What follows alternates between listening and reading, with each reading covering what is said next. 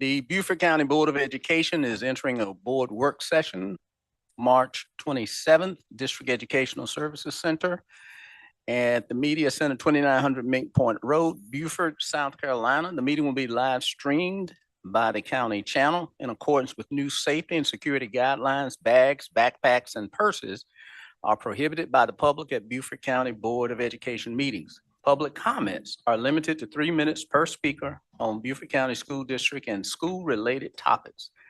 Citizens wishing to participate in public comments can do so in person or via phone. Requests to participate in public comments via phone will be accepted electronically. You can find the Board of Education public comment form on our website. Please sign up using the public comment form 24 hours from the day of the meeting. Requesters will receive a phone call during their respective public forum time and should be ready to speak. Citizens desiring to participate in person must fill out a public comment card that can be obtained from the board clerk upon arrival. And with that, we call this meeting to order. Mr. Chair, I move that we approve the agenda. Is it second by Dr. Carr? All in favor here, board members? Aye. Online? Mr. Smith. Mr. Smith, aye. Hay, aye.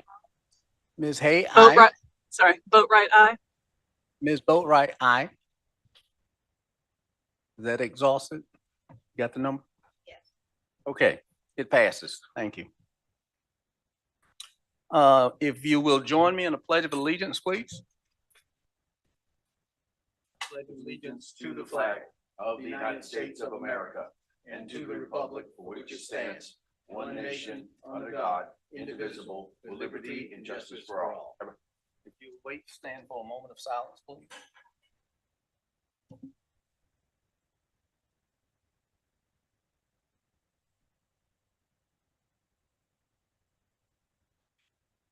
Thank you very much.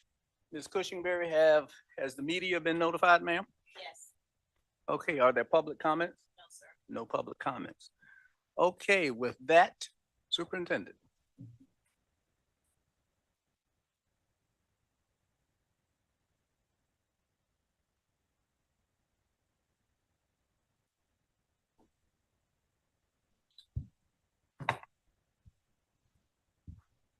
Thank you, sir. Today is, I know it's one of the really important work session days that we have.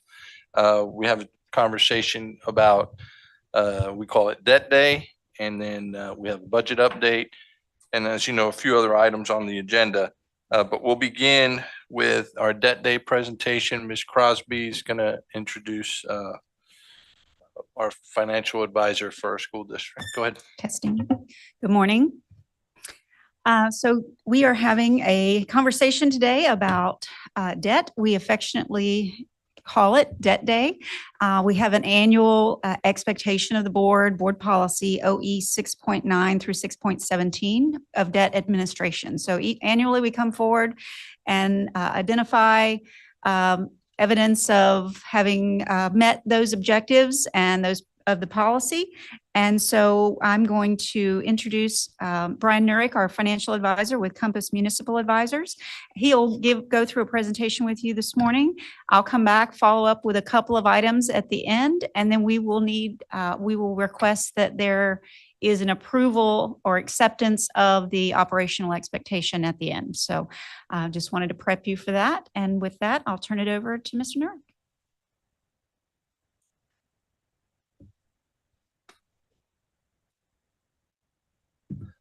Good morning, Mr. Chairman, members of the board. My name is Brian Nurick, and I'm with Compass Municipal Advisors, and I've been working on the school district's debt for about 20 years now. And I'm very, say it every year, I'm very proud of this program. This year in particular, we're seeing some results of a lot of complex deals that have been completed, and we're in a phase where I think things are I shouldn't say it that way. I should say it more simplistic and a little bit easier to execute and a little bit easier to explain. and I'll get into that. There is a handout that I put together. At the bottom right-hand corner, there are page numbers. So I will identify each page number as we kind of move through this presentation. I will go page by page and ask if anyone has any questions of each page, because we build off of each page as we kind of move through the handout. So page 1 here says top left-hand corner, estimated debt issuance schedule. So I'm looking at the screen here. Hey, Tanya, I think Robin has the, yeah. Ms. Crosby's bringing an updated version for the screen.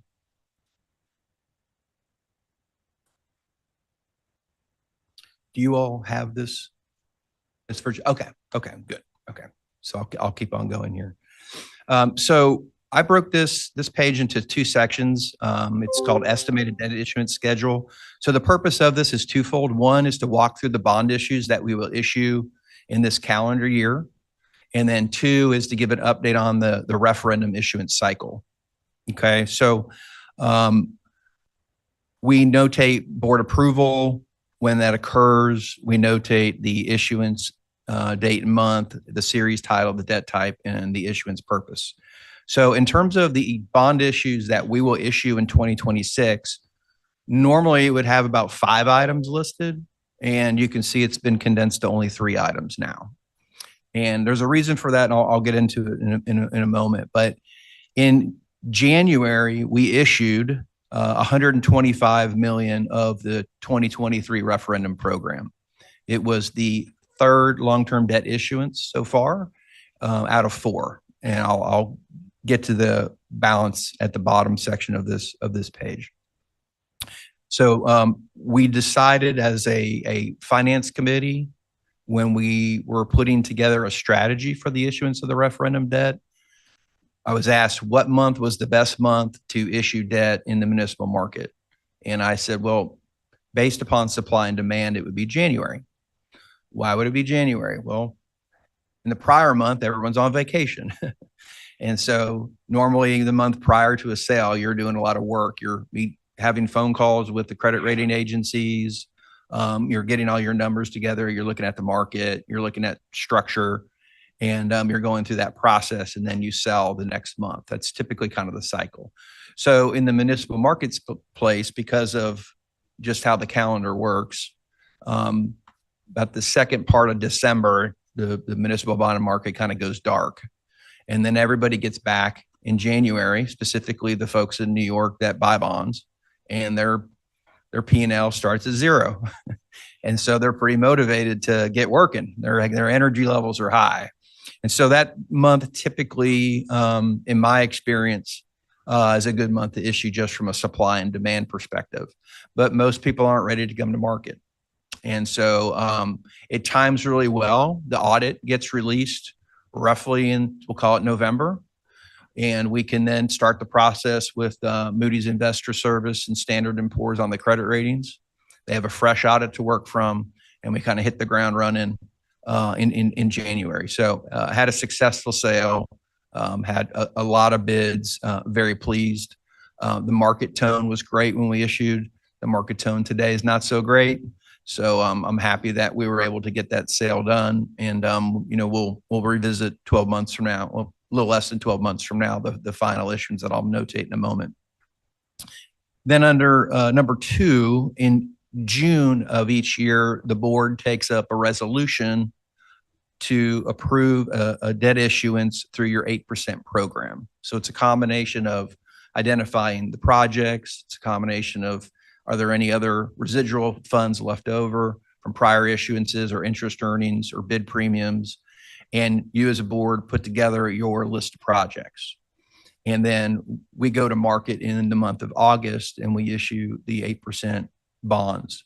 And typically the repayment is anywhere from 1 year to 3 years. And I'll get into that as we kind of build on page by page. So this year, the pro forma issuance would be $35 million that I notated. It can change up or down depending upon the board's pleasure. The third item is crossed out for a reason, and it's left there as kind of a historical reminder. This school district and many school districts across the state, when times were tough and fund balances were low, you have the ability under state law to issue a tax anticipation note. It's a short-term borrowing. You can borrow it at any time when the fiscal year begins, but it has to be paid off by April 15th of the following year. So normally what would happen is in around August, debt would be issued, closed in September, funds would be available for the general fund, and it would get you through the lean months before the tax cycle started. So usually the draws would occur in October, November, part of December, and then in December, the second half of December, usually money starts rolling in and you don't really need that tax anticipation note.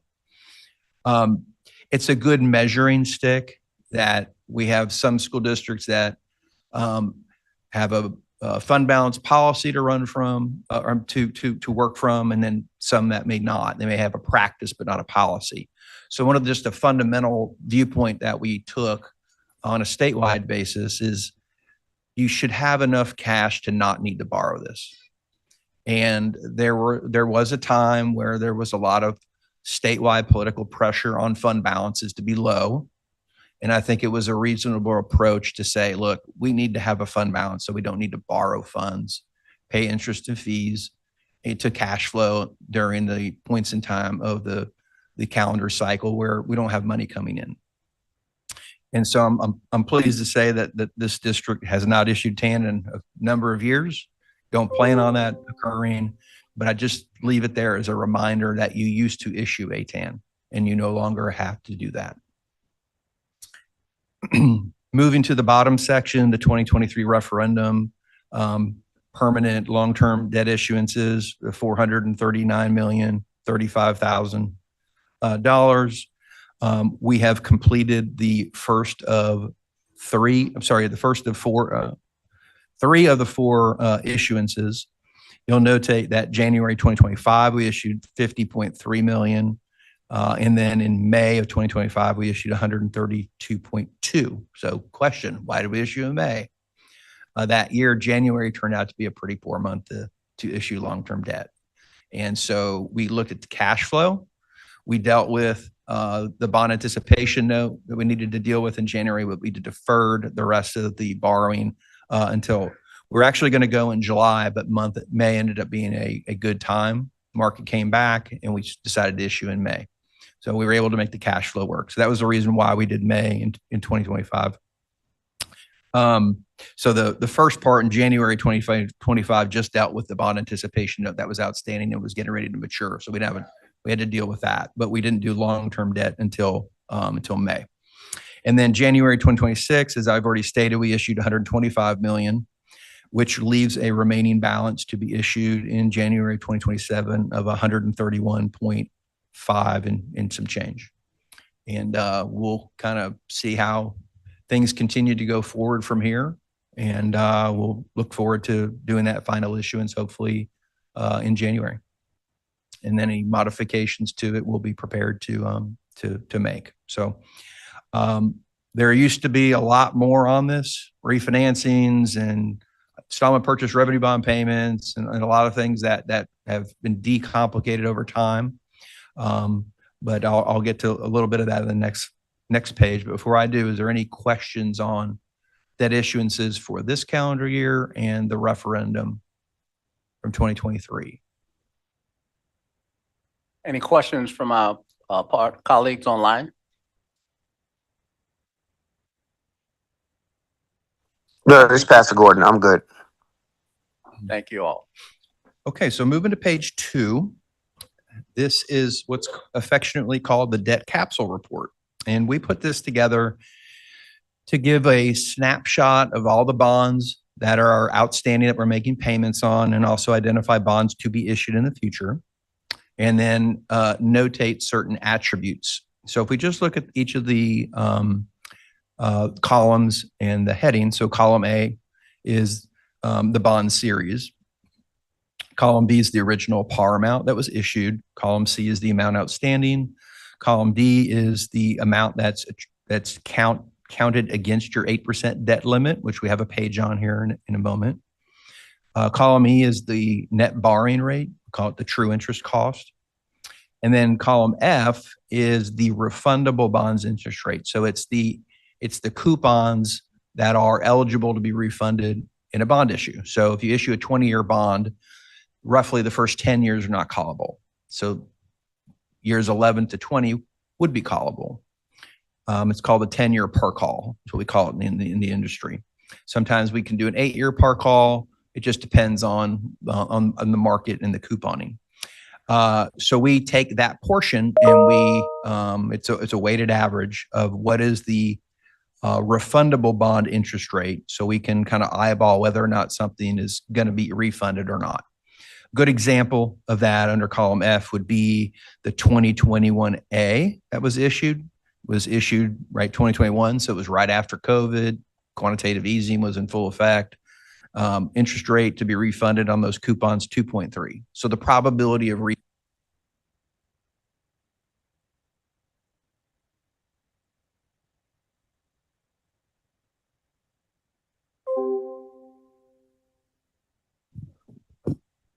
Just take a moment until we get you so everyone can hear. Thank you, Mr. Nuri.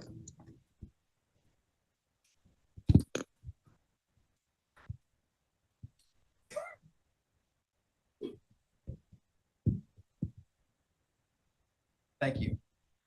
Can you all hear me? Okay. So the 2.3% that I notated, the probability of refinancing, that's fairly low, right? When you look at, say, the 2025B and the 2026A, you're looking at about 4.2%, just a little over 4.2%. So the probability of refinancing those is a little bit higher. Short-term rates right now are in the 2% range. Before the Middle East conflict, the first 5 years of the yield curve was like 210, 211, 215. So you can see we were refinancing anything that was higher than the 3% during that period. Now we're higher right now. Hopefully we'll come back down. But the probability of refunding those are higher. One of the things that I want to point out is in the first 3 issues, what I did there was I wanted to identify for the board the amount outstanding being 0. So those are bonds that were paid off primarily this March. One of them is a 2009 QSCB. So for historical context, during the Obama administration, we had the ARRA programs. There were subsidized funds. And so the district took advantage of an allocation of qualified school construction bonds. And you were able to borrow $10 million for a, can't remember the exact term, I think it was around 15, 16 years, and your net rate was 1.069. We structured it as one payment, one bullet payment, because why pay back 1.069% very quickly, right? You want to pay it back really slowly. But that's just an example of a historical bond that paid off this year, but was issued during the ARRA programs. So those are no longer on the books, so to speak. The second item, the 2015B refunding, REF. So that was the last eligible refunding that we notated. We actually went to Moody's Investor Service in December of 2024 to get approval to move forward. The market in January moved against us in 2025, and we waited and waited and waited. And there was a roughly just slightly less than a 2-week period in September that we hit the market with Beaufort, Horry, Dorchester 2, and we sold all of those at the same time, and we were able to refinance that. There's a notation at the bottom. It says refunding on September 9th, 2025 with a call date of December 30th, 2025. So we physically paid off the old bonds on December 30th of last year. And then the net savings was $1,653,942 rounded up. the target was 1.5 million we had with the board. So we achieved the target, but it really was the last of a series of refinancings that we took advantage of during lower interest rate markets. And so if you look now under column H for bonds that are currently outstanding, the next eligible bond to be refinanced would be in 2030. So we don't anticipate having any refinancings for a number of years, which is kind of, it makes it a little less complex for us to manage. So I'm very happy to say that we literally refinanced every possible bond that we could, including the old installment purchase revenue bonds. And I was here last year discussing the installment purchase revenue bonds. They were issued by a nonprofit corporation, and then each year you make 2 payments from your 8% on those. And we were very fortunate to be able to issue a piece of 8% debt and pay it off in 1 payment as opposed to the remaining, say, 8 payments. And we're doing this a lot around the state right now. And I think from a most simplistic perspective, making 1 payment is cheaper than making 8 payments if you can do it. And we were able to do it here.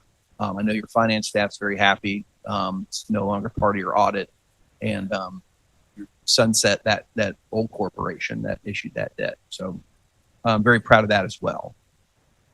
The only other item to notate is the 2026 BEST stands for estimated. And so I've already identified on the prior page that we're looking at a potential 8% bond this year at $39 million. And I'll get into the structure here in subsequent pages. Are there any questions regarding this page on debt outstanding or debt that we recently paid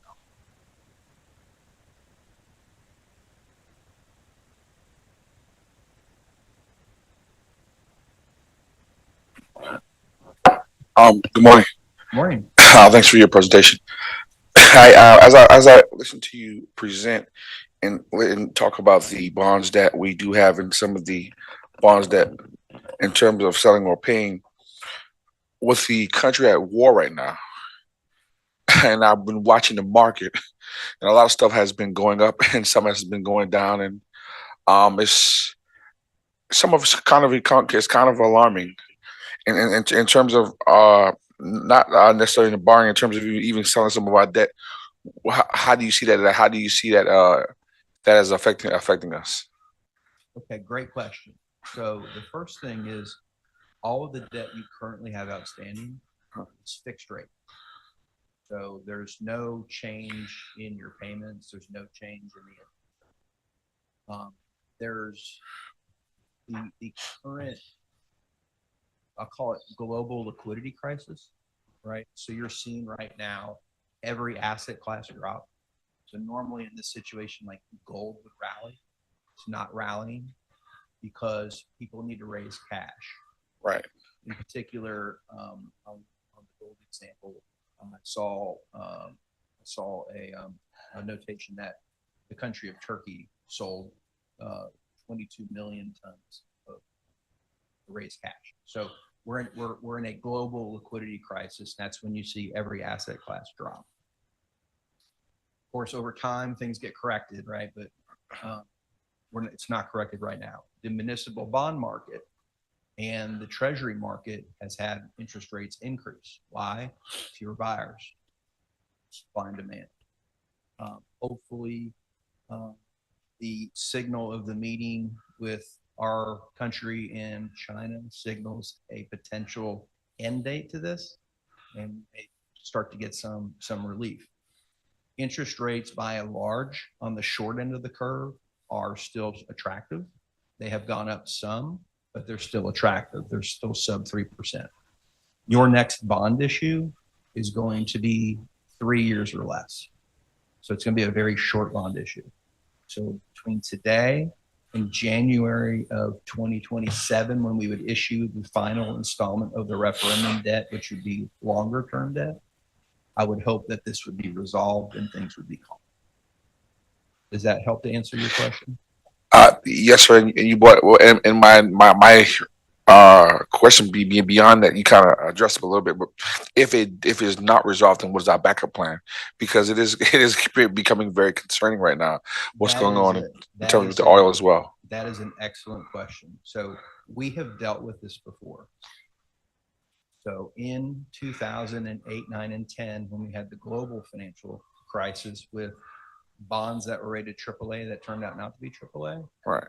the CMO, we actually had referendum debt to issue. We elected to do bond anticipation notes, which is a short-term interim 1-year financing. Let the situation calm and then go to permanent debt. So if we get to January of 2027 and the market is not good and the district needs cash to continue the construction program continuity, what we would recommend is we would do a bond anticipation note for 12 months and then revisit 12 months later if things have calmed down. So we're not going to be in a position where we're going to be forced to issue long-term debt in a poor market. Does that help? Yeah, that definitely. Okay, our colleagues online, any questions for Mr. Nurick at this point? No, sir. Thank you, Ms. Hay. Okay, Mr. Nurick. So moving to page 3, affectionately call this the graph before the math. So the page after this is all the math that creates this graph. But this is a graphical representation of all of your current debt payments and what we project to be your future debt payments, specifically on your 8% program into perpetuity, and then the last series of your referendum. And then we notate with a nice arrow that we have strategically structured your debt to be able to complement a phase 3 of the referendum program to the extent you want a phase 3. And it allows you to borrow an amount of money for the referendum program because we've already included your 8% program here into perpetuity.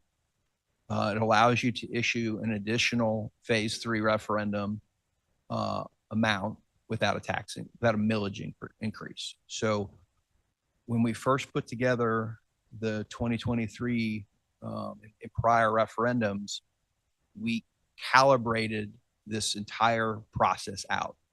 We laid out what it would look like if we did a 3-phase referendum, and we adjusted the mill rate one time and were able to live within that mill rate.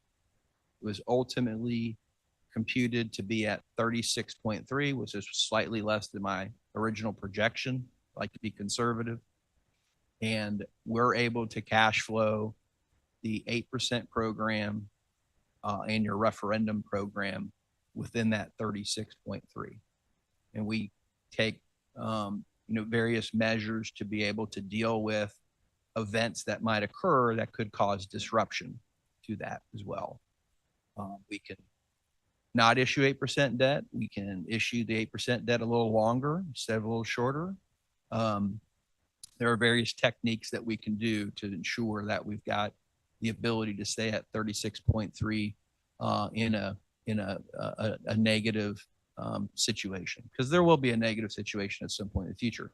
The other thing that we do on terms of growth rates, we only use I'll show you here in a minute, we only use a 1% growth rate after the current year.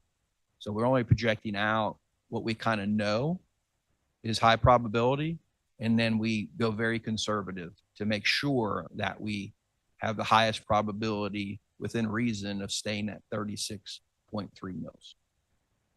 So the drop off or the strategic structure of the debt is to complement the referendum program. So before I turn to the next page, which will have all the numbers behind this graph, are there any questions of this structure? Our colleagues online, any questions? No, I'm good. This Pastor Gordon, I'm good. Okay, Ms. Hay? No, sir. I'll pipe up when I do. Thank you. Thank you, ma'am. All right, Okay. colleagues here, any questions? Okay. All right, moving to page 4. So we have a number of columns, column A through column J. Column A identifies the year in which payments are, calendar year in which payments are made. Column B are past and present general obligation bonds that were listed on the debt capsule page.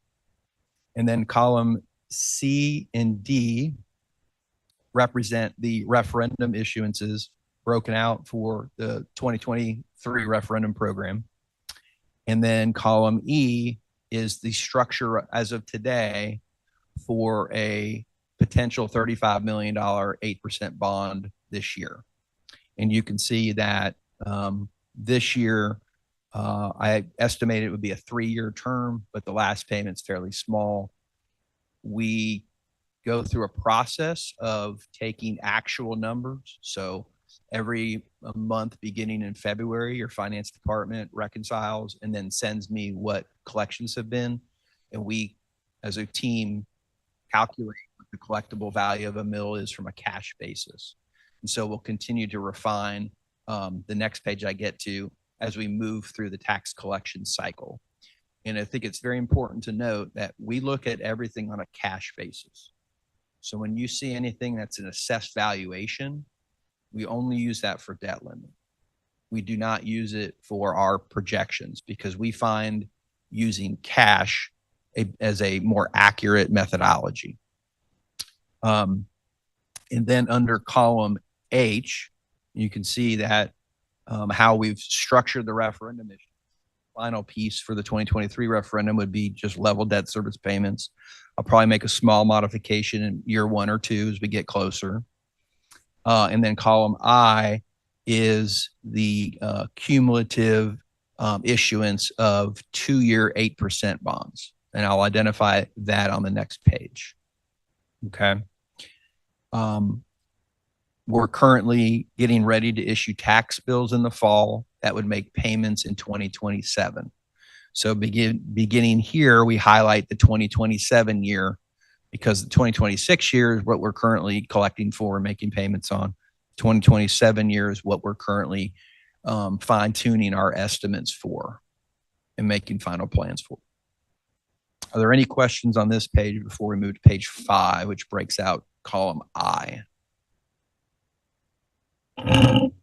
Good morning. For the 8% that's issued for 2027, broken out into 3 years, 18, 15, and 3, is it because of the cash flow that we're just dangling that 3 million out there? I mean, if the first year is an 18 million payment and the second year is a 15 million, why can't we just make 2 $18 million payments? So when we get to the millage cash flow page, you'll see the math, how we back into why that is. Sorry, didn't mean to get at you. Good question. There's a method behind the madness, I'll say. The other thing is there was 1 year where I came to the board and said, I know you have more needs and we have this program at 36.3 and I'm looking at a 1-year payback and we probably need to fast forward a small amount of needs to stay at 36.3 because we have a long vision. And so one of the things that I've done, you can see under column D, the first, not the $3.2 million payment, but the $16 and the $15 million payment, is I want to make sure I don't come back to the board and say, hey, we're doing great and I need you to issue a little bit extra in the 8% to keep at 36.3 because we need 36.3 2 years from now. Like the program requires the 36.3 for continuity purposes. So I'm trying to balance both programs and the mill rate, and it kind of doesn't matter that it's 2 to 3 years because it means the referendum debt's paying off a little more quickly. It's just a balance between the two factors. But I'll get into the millage numbers here in a minute, and it'll all click as to why the payments are what they are. No problem. Thank you. Okay, so moving to page 5. This is where we break out future 8% issuances. So under column B, I notated that I did that on the prior page, broken out in the 3-year term. And then going forward under column C into D, I've made an adjustment to $40 million a year for the 8% program. And I have the repayment at 2 years from a pro forma perspective. Of course, it will continue to evolve each year as we issue, but I want to make sure that we have this built in on a pro forma basis. And then I can measure when you get closer to decisions regarding the third phase of your referendum program, I could then quote you a number as to how much you could borrow without an adjustment to the millage rate. Okay. Any questions on the 8% page? Okay. So moving to page 6. So there's a lot here on page 6. So this is the millage page. So this will answer a lot of the questions of why on the structure. So under column A, each of the calendar years that has a single asterisk, we take your audit, we go to the debt service fund page, we look at your revenues, and we do simple division to come up with the actual collectible value of a mill. And then we measure that to the prior year to come up with the growth rate. So under column C, you can see what the growth rate is in each particular year. I'll highlight 2024, 17.7% growth. That would be reassessment. The great thing about reassessment is your one-time opportunity to really kind of catch up with inflation. It's not going to be perfect because you have limitations on how much a home can be reassessed or a property can be reassessed, but it is really your kind of your one-time opportunity to catch up on inflation. And we all know that inflation has been pretty high. So catching up on inflation has been a very important item to identify and make sure that we're doing everything we can to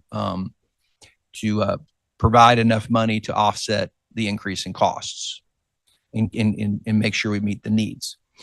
The 2 years that have 2 asterisks, 26 and 27, are items that we're currently computing and discussing. So there's a notation at the bottom for the 2 asterisks that says future finance committee discussion and analysis. So 2026, I've received an email yesterday from your finance department. And so the estimated value of a mill of $3,076,000 for the debt service side of the budget, that will adjust again. So every month from here until we get to through June 30th, we will continue to revise this number as collections come in and we get a better idea of what the actual cash collections are versus the number of mills levied. That then sets up a better picture for us to know what 2027 looks like. So for 2027, I used a 5% growth rate. Now, the question I normally get here is, what happens if we have a fiscal crisis?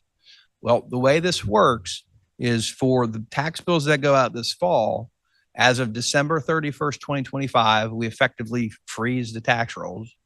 And then the county has until June 30th to tell us what the assessed valuation is.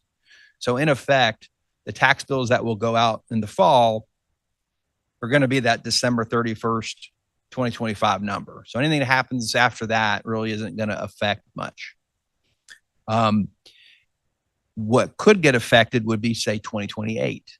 And so if you look at 2028 and out, I have a very conservative 1% growth rate. And the reason is if you look back in 2014, when things weren't going so great, we actually had a negative integer, right? So we want to be able in this program, if we ever have another negative integer, we want to be able to absorb it and not have an impact to the 36.3 mills. Now, backing into why the payments on the 8% bond, those payments occur in 26 and 27. So if you scroll across in 26 and 27, when you look at 36.3 mills less 36.3 mills versus the amount of debt that we have to pay, you'll see that under the remaining millage under column J, there's basically zeros it out.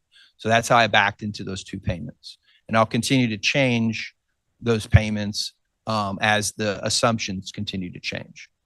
Then you can see in 2029, we start to open up. And that is funds that are available to cover phase 3 of a referendum. If you decide not to do a phase 3 referendum, I'll be back saying, hey, let's reexamine the 8% program because one, potentially we could shorten the term. Instead of 2 years, maybe 1 year. Two, if you don't do a phase 3 referendum, I don't think 40 million is probably going to cash flow all your needs. We might be revisiting the dollar figure. So we'll just see how it plays out. But you can see that we have capacity for phase 3, and most likely we'll outperform 1%. And these numbers will get a little bit better. And the amount that you can borrow without adjusting that 36.3 will get a little bit more robust. That's what I would hope to happen. I think it's the most probable outcome. And it's what's actually happened for phase 2. We outperformed and we were able to tackle a lot of projects. Any questions on this page? It's a lot of information.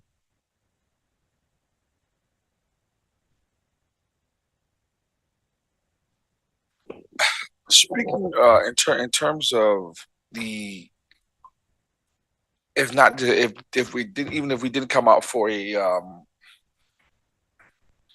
referendum, and which area or year, if we wanted to increase the 8% work in terms of existing structures that we have, where would you predict that we find that funding in these methods right here?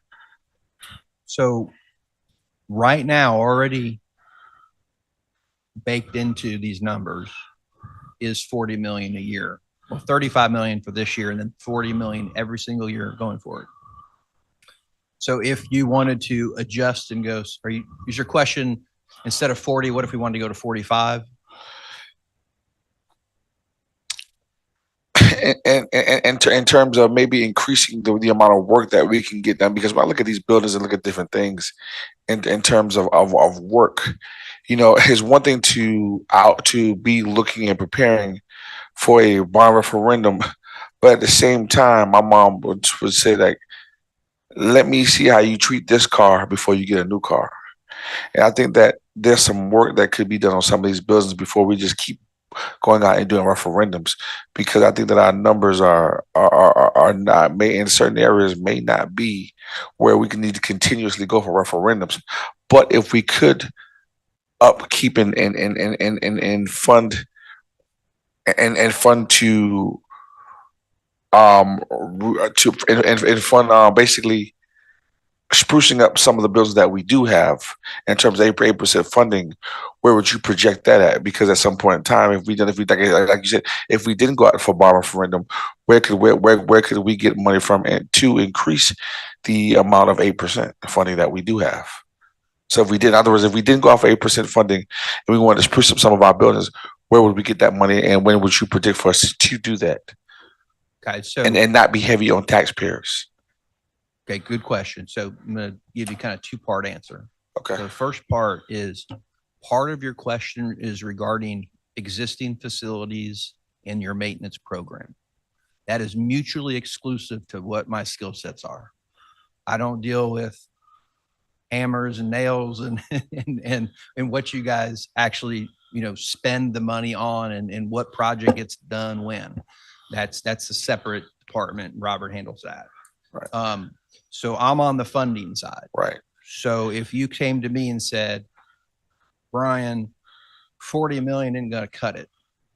We need to go to 45 million. We need to go to 50 million, whatever the number is, right, in order to make sure that we're addressing all of our infrastructure at a satisfactory rate before we go out for another referendum. That's how I interpret your question. Right. So what I would do is, first, we would talk about your debt limit, which we'll get to in a moment, which you have capacity to do exactly what you're talking about. And then I would talk to you about the term of the financing. So instead of 2 years, I probably would go to 3 or maybe even 4 years to extend the repayment in order to increase, instead of 40 to say 45 to 50, 55, say whatever the number is. So you deal with what, if you want more money in the 8%, the way that we would deal with it is most likely through an extension of the term of the borrowing. Okay. So a house is cheaper, right? If you buy, go a mortgage, you buy a home. It's cheaper to have a monthly payment based upon a 20-year mortgage versus a 10-year mortgage. Same concept.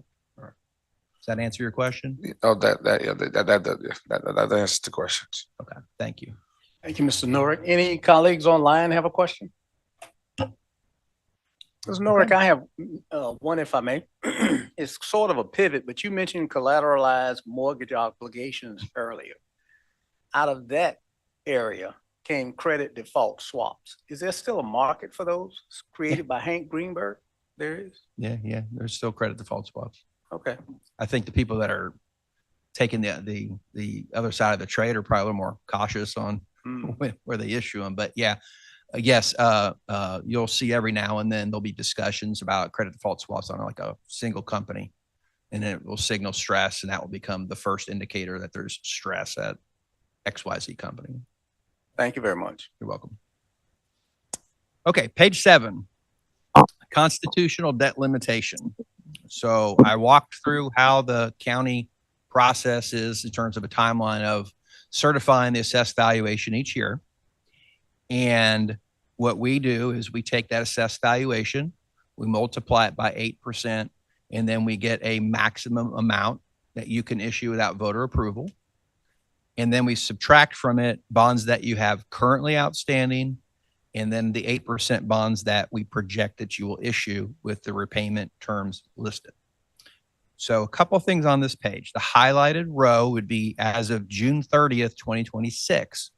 So we're estimating a 5% growth from the prior year's certification, which would give us an estimated debt limit of $238 rounded $0.3 million. And then if we subtract the bonds that you have outstanding and the bonds that you will issue, your net available is $188,156,000. Now you have an OEA policy that states that you will keep 10% of the insured value of all your buildings as a reserve. That's a very only client I have that I know of that has that policy, and being a coastal community, that is a very, it's a best practice in my opinion to have that money available in case of a natural disaster. So when you look at the footnote down below under the 3 asterisk footnote for policy OEA 6.17, 10% is $132.3 million this year. Ms. Crosby sent me the numbers. So we roughly have a $50+ million delta now between the amount we have available versus the amount that we want to reserve under the policy. It wasn't always this way. If you look back 3 years ago at my presentation, you'll see it was a lot more thin. And I made some comments over time that depending at the growth rate of your 8% each year, because of the restrictions of a home can only go up 15% or a property can only go up 15%, you have one growth rate of the 8%, but you have another growth rate, which is your insured value, which is going to be more on a real-time basis. So we're still within the policy, but I'm just pointing out that over a long-term period, we may have to revisit that policy at some point in the future, just because each have a different growth rate, okay, associated with them. The other piece of notation on this page is under column I. If you notice, there are 3 instances in which we had a negative assessed valuation growth. That doesn't correlate to our cash collection, which is why we use cash instead of the assessed valuation numbers.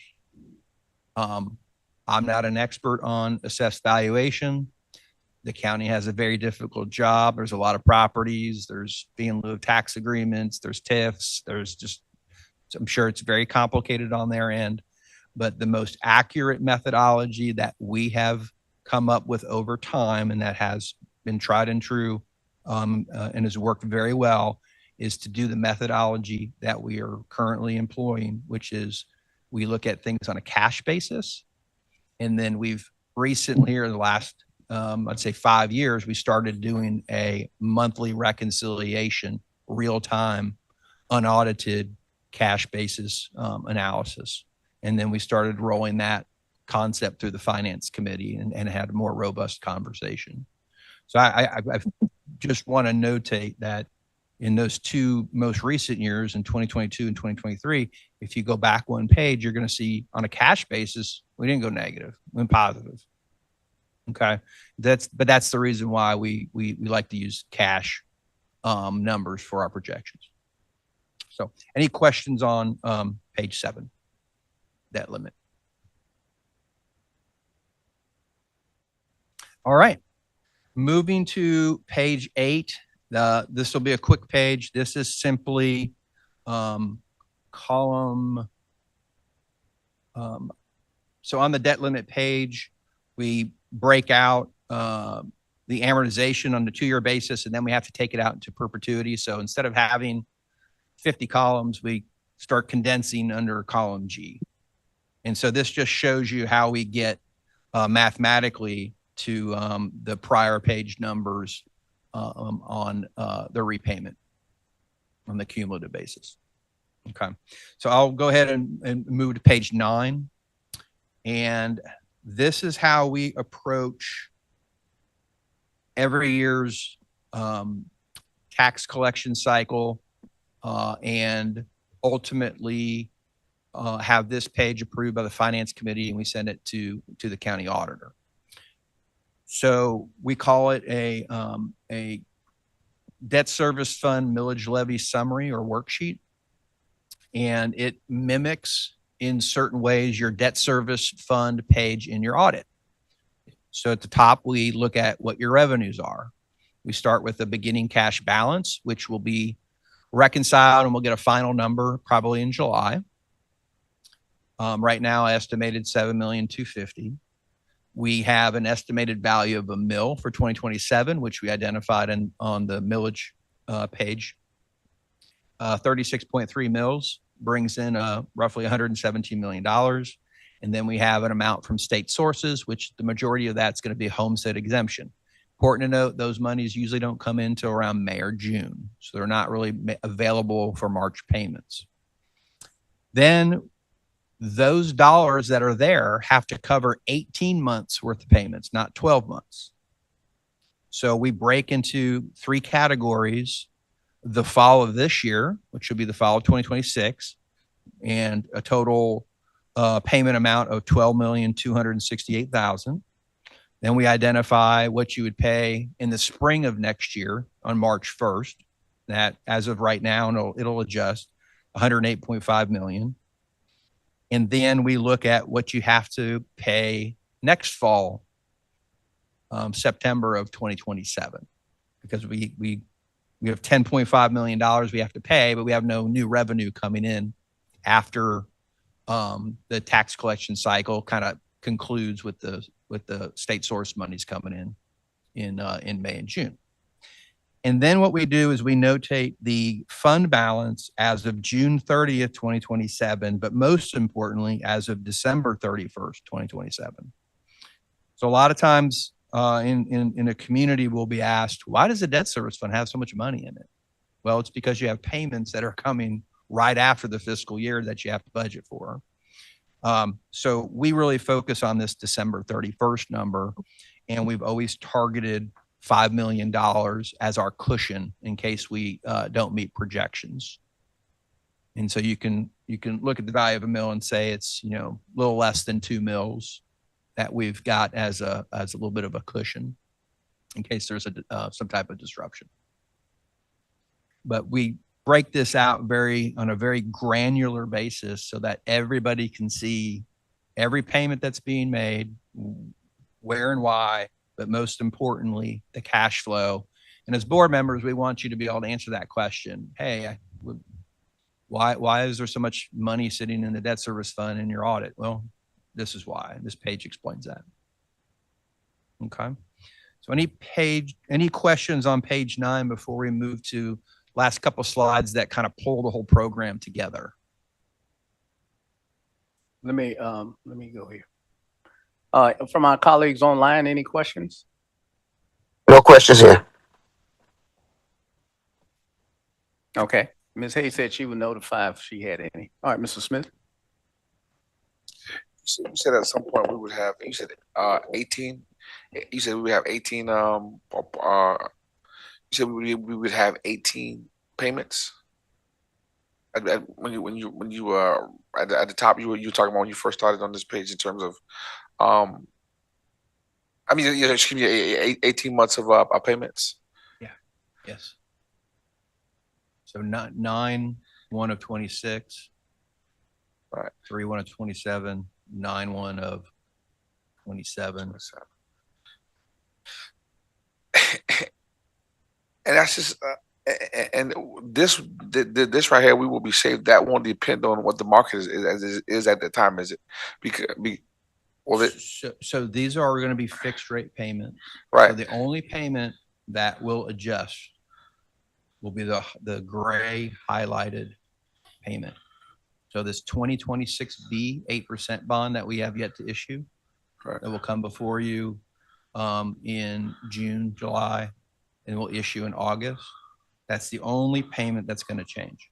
All these other payments are fixed rates. So no matter what happens in the Middle East, your payments aren't changing except for the highlighted gray 2 rows. You don't have variable rate debt. So, and you're not allowed to under state law anyway. So, Right. No, so you're not going to have fluctuations. I do understand, and I do understand that, but I mean, just still concerning. I know some companies in just different places are preparing because, in terms of us being of some of our financials in terms of, I think in a minute, people are selling. Now people are selling, trying to sell their houses because the market could get very scarce real soon. So this is people who have their house on the market are trying to get them off right now. Before the market turns upside down, which is possibly could be a prediction. So I mean, just so in terms of even collecting taxes and in terms of being able to pay those payments, regardless of whether they're fixed or not, it's just in terms of the backup plan. Where would you foresee that funding to come from? And I think that you said it, but I was kind of fixated trying to understand that. Where did you say that funding will come from again? So the funding will be the tax bills that go out this fall. It's going to be, the tax bills go out roughly, say, October of 2026, right? Right. So the assessed valuations are as of December 31st, 2025. So we already know the county's doing their numbers, right? Right. And then the bills will go out and people will make the payment based upon the assessed valuation of their property as of December 31st, 2025, unless there's a point of sale that occurs between now and the tax bills going out. Point of sale occurs, then it's a real-time change. But that's far and few between the number of total properties in the county versus the number that you have a point of sale on. So in terms of a disruption, I think you may be saying, like, what if a homeowner couldn't pay? Maybe that's your kind of where you're headed. We dealt with that before. So in the housing crisis, the collapse, we never missed a payment, right? I mean, we as a whole, we never had a problem. Why didn't we have a problem? Because when a house gets repossessed, the bank repossesses it and the bank makes the payment. So it's kind of the backup plan is in a lot of ways just the way that mortgages are structured. And when there's a repossession, it's a bank takes it and bank keeps the property taxes current.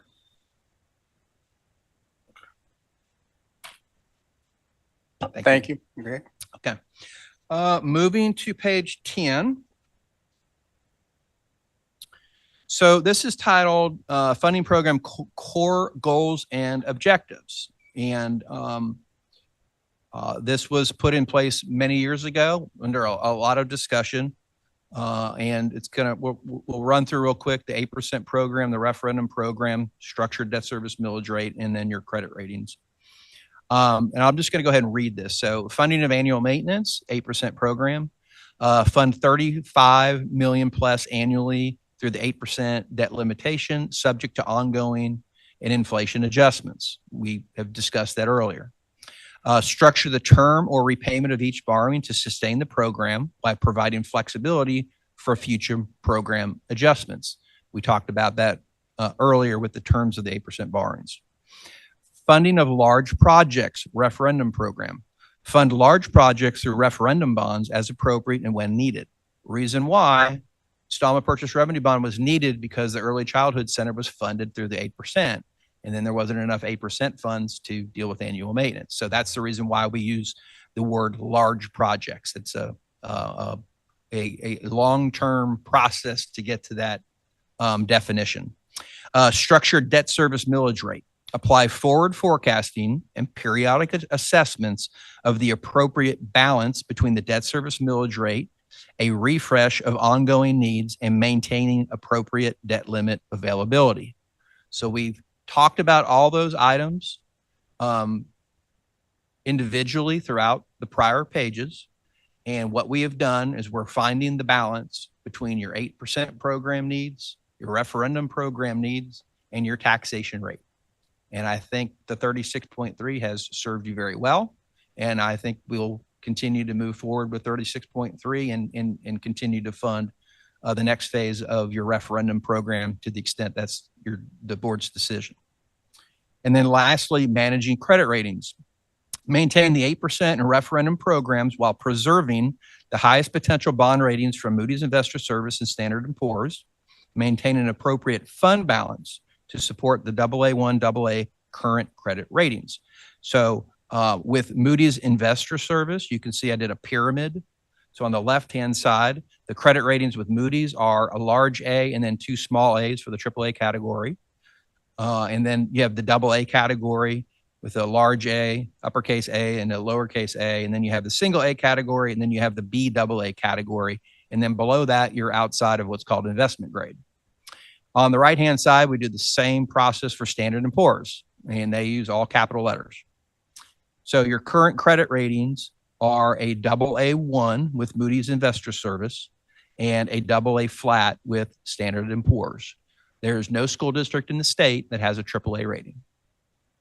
Okay, so you all have very high credit ratings. There is a program for schools in the state. It's called the enhancement program. And basically, all state funds are pledged towards any school district's potential default. Program's never been tested. And it carries a AA1 credit rating.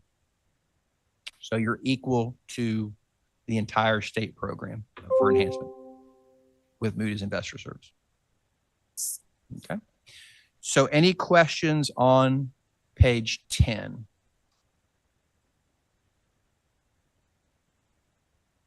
None here, sir. Online? None. No questions, sir. Okay. So the last page, page 11. So what we've done here is we've broken out in a chart, and I put a red mark next to your credit ratings, but I show you all the categories, right? So you have investment grade categories from AAA all the way to the BAA, BBB. And I made some general market notations. And then below that, we get into the non-investment or speculative grade. But I want you this page, the reason it's here is to show all the credit ratings available, where Beaufort County School District is, and to have an appreciation of how high your credit rating is, but also tie it back to your liquidity and fund balance. That is the highest metric in maintaining the current credit ratings that you have. Okay. So with that, that's all I have prepared. I'm happy to answer any questions. Colonel Guyer? Thank you, Mr. Chairman. Mr. Nurek, as you know, we are starting our budget process for the budget year starting in July 31st of this year. We're starting that now. One of the things that we have to anticipate is inflation starting, what the inflation is going to look like starting in July of this coming year. Right now, the state, the SCRFA, says inflation should be looked at 2.6%. Last week, the Federal Reserve said currently the inflation rate in the United States was 2.8%.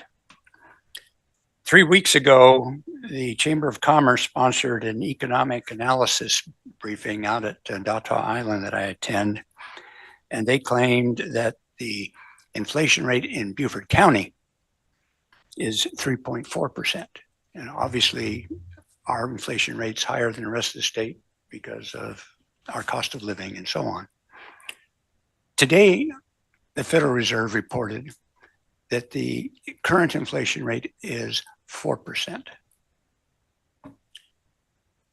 As our financial expert in our planning for the next fiscal year, what would you think, what would you expect our inflation rate be in Beaufort County so that we have at least a speed limit sign about where we should go to plan for our budget for next fiscal year? Excellent question. Okay.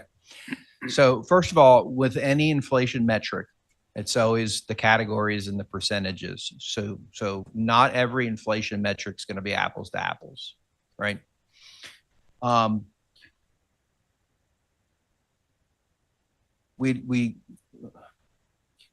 answer is kind of in three parts. So let's talk about tariffs. So I believe I've used the analogy before, and I'll use it again, that my personal opinion on tariffs and all the economic experts out there that were giving their projections was, I used an NBA analogy. It was like a high-powered NBA offense going up against Dennis Rodman. It's going to slow down the game, lower the score, right? And tariffs are simply a tax. Who pays them is kind of a whack-a-mole game. And it just slows the economy down, and it cuts into company margins. What do? They cut labor. And so does it get passed on? Well, depends on the product. It's all very, very granular. Right now, with what's going on in the Middle East, this is not a tariff type item. The increase in fossil fuel and natural gas, mostly fossil fuel, is going to be inflation that hits us more quickly than I think anything. There is a company called Truflation, Truflation, and they do a real-time metric of inflation. They have subscriptions, and then they post their inflation data that you can see for free as well. It is a real-time adjustment. That's where I go to look at inflation data, and you can break it down by category as well. There are knowns and there are unknowns. So this question is sort of like trying to figure out an unknown, but we have to have a number. So I would look at, as you work through your budget, a range and take the higher end of it. I don't think with what is currently going on, I don't think there is an easy fix. And to the extent there is one, there's going to be a cascading problem. And we talked about a little bit yesterday that let's just say this conflict ended tomorrow. Every country that's low on strategic reserves is going to do what? Buy. And that will push prices up temporarily. So I just do not see an easy, wonderful fix to what I consider to be inflation pressures that touch almost every product and service. I would agree with that analysis, and also would say that the damages to the oil producing structure in the Persian Gulf area will cause supply to be limited, which will also drive up price of petroleum globally. So thank you, but we'll look at a range and look at and see if we can decide on for planning what the range is going to be, so that we adjust for what we're going to have to pay in fiscal year 27. Okay. And I will say two pieces to end this question. One is, here in the United States, we don't have a supply problem. We have a price problem because the price is set on a global basis. But luckily, we don't have a supply problem. There are countries that are going back into COVID type lockdowns, working 3 days a week, have no gas, or we're not in that situation. The second part is that this school district and this board have historically made the tough choice. It's easy to take the low number that you talked about. It's the hard number, and you get rewarded by the community, I think, when you take the hard number. So I hope that's helpful. Any other questions? Online? I do have one comment, if I may add, just sort of on the periphery. Another element in this Middle East conflagration is the fact that so many of those Gulf Coast countries actually benefit from petrodollars.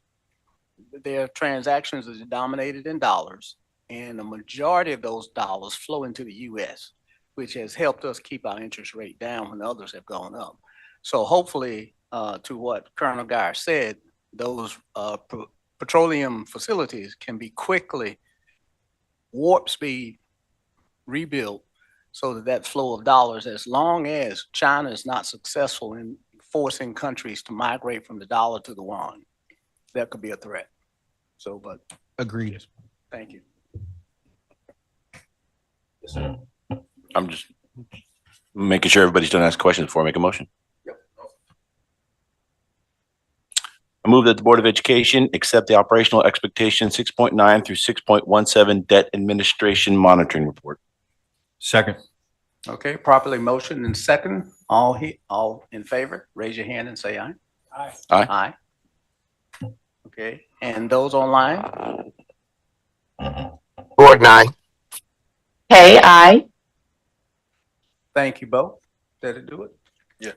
And I was going to say that just if it appeared to people constituents who are looking, who are watching the question around with Mr. Noor, that there was a Q&A on yesterday. So I'm sure that some of the people who may have normally have some of the questions may have met with him on yesterday. So they kind of just fine tune in terms of today leading up until today. So just want to put that out there. So I don't want people to just think that we're just rubber stamping it. There was another additional question Q&A before today. FYI. So I'll put that out there. Thank you. Mr. Chair, as we transition to the next presentation, would be appropriate to have a few minute break, 5-minute break? Absolutely. Thank That you. okay? All right.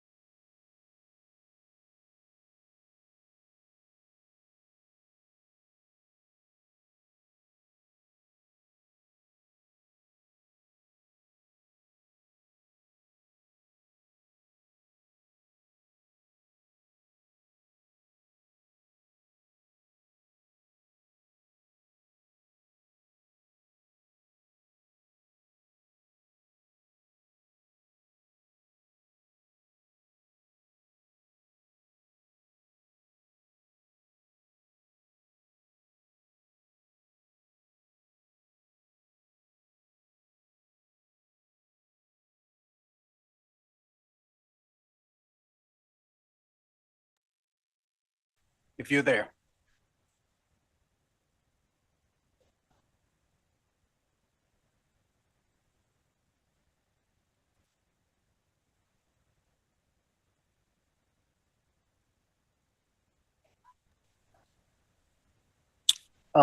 Ms. Hay and Mr. Gordon. We are Yes. ready to, okay, all right, that gives us a quorum. Ready. Madam CFO? Yes, sir. Good morning, everyone, again. So this morning, we will be providing a budget update for fiscal year 2027. I can't believe it's already here. It feels like we just finished the last budget. So this year, we've done things a little differently. But really, the theme is always the same. We are building a budget to invest in our students. It is not about crunching the numbers. It's about prioritizing the needs of our students and turning our tax dollars into success for every student in the district. So every dollar that we will be providing as a resource will be focused on student achievement this year, as well as every other year before. So we talk about the strategic plan a lot this year. The previous slide shows the 4 pillars here, and it's also known as C's. Support, engagement, achievement, and stewardship are the 4 pillars of our district's strategic plan. Every decision we make, every dollar we spent must align with these pillars, and it must focus on student achievement. We're going to walk through the pillars today and highlight some of the wonderful accomplishments and highlighting initiatives that we have put into place in the district. When we had a session on discussing what these would be, the lists of items were very extensive. So I've condensed them today. There's a lot more than we have here, but it was a very good exercise in understanding how the things that we're doing are actively directly connecting to these pillars. And so I found it very valuable, and I think our staff did as well. So the first pillar is support, nurturing and a supportive environment. So some of the items that we listed and that we have initiatives we've put in place are enhancing campus safety protocols and practices across all schools. We've expanded access to nutrition for students by providing no-cost breakfast and lunch district-wide through the CEP program. We've strengthened the recruitment, onboarding, and retention by expanding career fairs and improving new teacher training. We've implemented the student cell phone use policy consistently across the schools to support instruction. And we've strengthened internal communication by improving employee internet and intranet and launching a staff newsletter. Just some of the things in the support category. And next, engagement.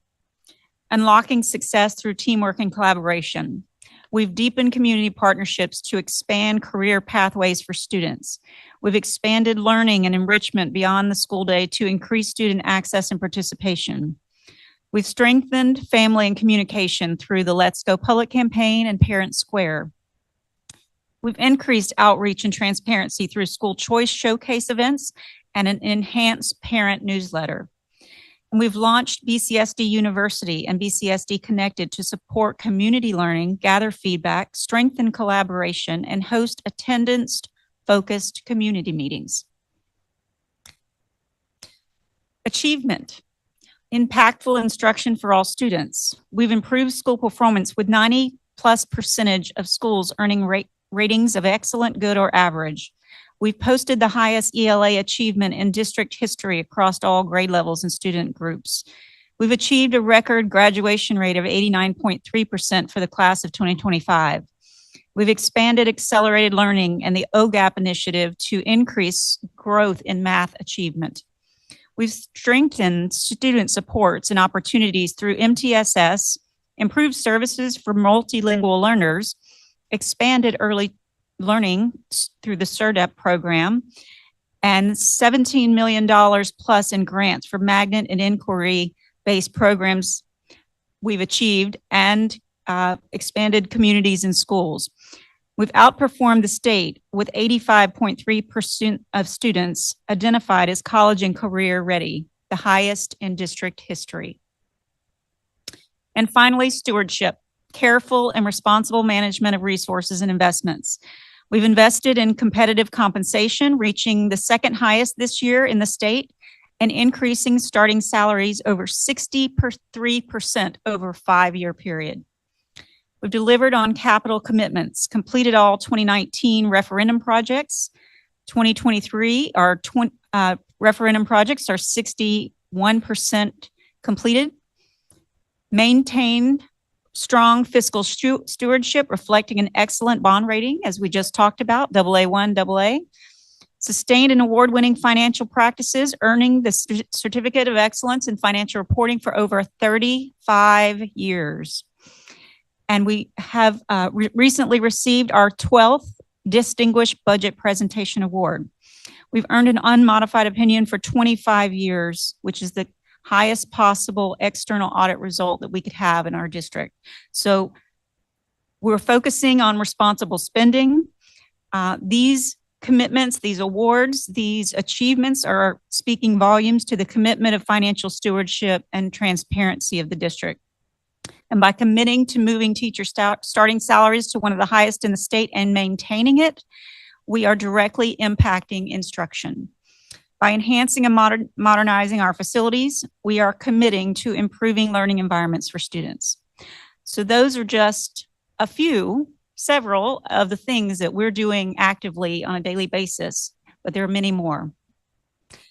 So today, what we're going to do is talk about how we're building the budget with those things in mind, and continuing to provide resources that provide initiatives like those in order to build a strong budget that focuses on student achievement. So how do we begin to build a budget this size? The current year budget is $377 million for the operations budget. In all funds of the district, including special revenue, debt service, which we talked about today, capital projects, our annual costs are about $750 million. We are the largest operation in the county in terms of governmental entities. We are the largest employer in the county.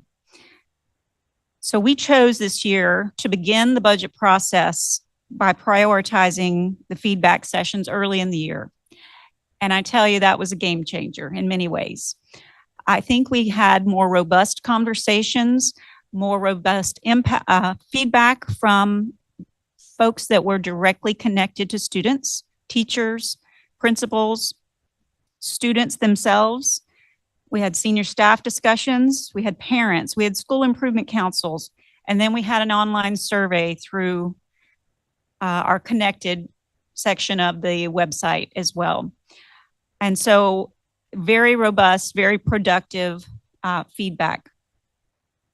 So the next slide is budget surveys. This gives an indication of the number of visits, engagements, informed visitors, aware, and those that actually downloaded the presentations that we provided. So we were able to connect with almost 1,000 folks by those that visited online to our surveys. And then we're able to write about what their feedback was, what their priorities were, what their interests were, in order for us to compile those with the other feedback that we had received. So this is what we heard. Basically compiling the feedback into 3 major categories. And this may look similar to last year, and it is, but these continue to be the 3 major categories of priorities. We'll go in on the next slide, you'll see a little more detail to that. But the feedback consistently brings us back to 3 main priorities: academic programs, teachers and support staff compensation, and safety and security. So this is a culmination of all of the feedback. They're basically the top three most common themes of each category, each group of people that we spoke with. And so you can see, I won't go through every one of these, but you're going to see common themes such as specialized staffing for special education and ML groups, the principal said, behavioral support personnel, and additional interventionists. The SICs said increased salaries for everyone, recruitment of teachers, lowered class sizes, again, teacher salaries, student safety, early childhood, teacher staff, mental health and counseling, classroom instruction and technology, covering classes, pay increases for staff, and more input on school improvements. So a clear picture is really beginning to form here that we have to invest in teachers and staff in our buildings. They make up more than 80% of the school district's budget, so that becomes one of the main focuses of the budget. So where does our money come from? 99.6% of our revenues come from local and state sources in the operating fund. We do have federal funding in special revenue, which is not in the operating budget that we'll be building, but those special revenue funds are augmenting the supports of the general fund. So we're working directly with Ms. Matson in our special revenue office to make sure that we are able to utilize those special revenue sources and align them directly with what the overall budget priorities are. So it's not just about building this budget. We're building other budgets throughout as well that align with supporting through interventions and other grant programs and that sort of thing. So the district relies heavily, very heavily on local funding. 62%, almost 2/3, is coming from local property taxes right here in Beaufort County. That money is supplemented by funds that the state sends down from Columbia, which is about another 1/3 of our budget. And those state revenues are based on appropriations from the Department of Education as part of the state's budget. As shared earlier, the state is in the early stages of reviewing, debating, and amending the recommendations for the House Bill 5100. The timing of this legislative process creates some budget development challenges for us because the numbers are constantly changing, the projections change. And so every time we get an update, we are adjusting our projections as well. So the appropriations at the various stages of review and approval are provided, but could change as the legislative process continues. So that's why you're not going to see a lot of numbers today. You're going to see about the process, what we're leading up to, what our next steps are. And then the next meeting will have more details for you. But as the state revenues in this source are about $134 million. So we have to wait till we get some more concrete information in order to continue the development of the budget. Final appropriations are usually not received until May, so we're getting early projections, and we really are building the budget and approving it before their final approvals of the state legislature actually occur. So this is a look at our local tax collections. Again, this is 2/3 of the revenue sources of our budget. So this is one of the most critical pieces of information that we use for our budget. What are we receiving in tax revenue? Mr. Nurick talked about not taking assessments and calculating values of the mill for debt service. He is taking a cash basis look at collections to see how we predict how much we're going to receive in the debt service. Well, we replicate that same practice in the general fund, in the operating budget. So we do not take an assessed value to calculate the mill. We look at how much did we collect this month and last month and the month before in order to predict, and we look at economic conditions. We look at CPI and what inflation's doing, and many other factors in order to understand or predict what we also have to predict what's going to happen the rest of this year and then project what's going to happen next year. So we're projecting two things at one time. So the local tax revenues as of about a week ago when I provided this information to you was 221.8 million was the local tax revenues we had received this year so far at 92.7%.